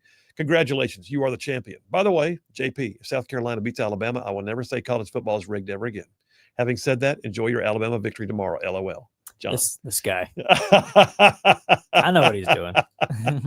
He did it last week and it didn't stop you. It didn't, but nah, I don't like it. I don't like it. All right. Thanks, John. We appreciate you, man. All right. Let me go to the phones because he's on there right now. Jeff Rowe from Indiana, who is in Indiana right now. Hey, buddy. How are you? I'm in Indiana and I just walked out of the doctor's office about 2 minutes ago. Well, okay. All good? Had a checkup, A1C, yeah, and it went down from 8 to 6, so I'm real good. Doctor gave me a couple fist bumps for it. So there you go. Nice. Well, listen, man, you sent me a picture earlier, and I'm going to put it up on the screen. Is that your mom's backyard in this picture? Yeah, that's where I grew up at. Yeah, it's all my house now. I've had everything deeded over to me, but that's where I'll be living out here one of these days. That looks like you live at Augusta National. That's beautiful. Oh, well, thank you. Yeah, you got out there about 3 miles out of town, and you're not out of town, and just kind of nice, peaceful comfort. Yeah, it is. How many acres you got there, man? Only got 3 there. Well, that's just gorgeous. I've got a place out the road. I got 140 acres out the road. Wow. All right. Well, I love my beautiful vistas in the backyard, but I think yours is like on par with anything I've ever seen. So that's gorgeous. Yeah, you'll have to bring in grandkids up one of these days. Do a little fishing. There's 1 pound bluegills in there. Oh wow, that thing's stocked then, huh? Yeah, well, it's just old pond that's got a bunch of old fish in there that the little ones can't survive. So well, if you catch anything out there, it's big. Hey, listen, man. I don't know what part of the show you got to hear about today, so I'm gonna pick a topic and sling it at you. What do you think about this building the ballroom at the White House? What do you think about all that? I think it's wonderful. I mean, we're having something done, and it didn't cost us a dime. There you go. And I don't know why the Democrats keep fighting and everything. They want to. I guess they want to spend government money on it. I guess it must be mad because we're not spending government money or something. That's one thing I can figure. That, and I guess there's a couple of flagpoles up too, ain't they? I mean, yes. Trump's been buying a lot of stuff for. Yes. He's not taking a salary, and he's paying, giving the United States government a lot of stuff. So I mean, can't knock him for that. Not only that, he actually got some I don't know who, some billionaire donated $100 and some odd million today to pay the troops during the shutdown. Can you imagine somebody just stroked a check for $130 million or $180 million to pay the troops? Now, Biden never got that. I don't know. I mean, maybe there is, but at the very least, providing a float for the troops to get paid, that never came out of the Biden administration or anybody else's for that matter. Well, we didn't have no troops under the Biden administration at that time.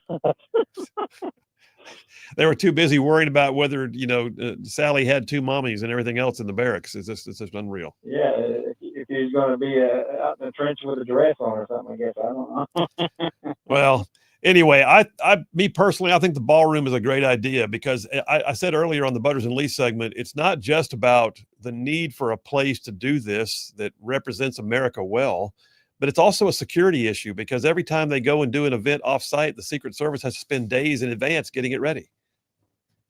Yeah, and I've also seen a lot of, everybody sitting there going about the jet that they got from the United Arabs or Qatar. something. I mean, Qatar. Can't remember who donated that. But, yeah. They're all up in arms about that too. I'm like, well, hey, we got a free jet. What? Look what these things cost because the other one's been so delayed. You know what's going to happen? All those people who are complaining about it are waiting to get their trip on it. I guarantee you. All right, dude. Listen, man, you have a great weekend. Good report. I'm glad you got it. Music's already playing, so I got to run, brother. You have a great weekend, man. Have a good one, Phil. Enjoy them kids. All right. Thank you. All right, you guys. Have an amazing weekend. I mean it when I say it, y'all. There are way more of us than there are of them. God is still on his throne. Y'all stay in the fight. We'll see you Monday.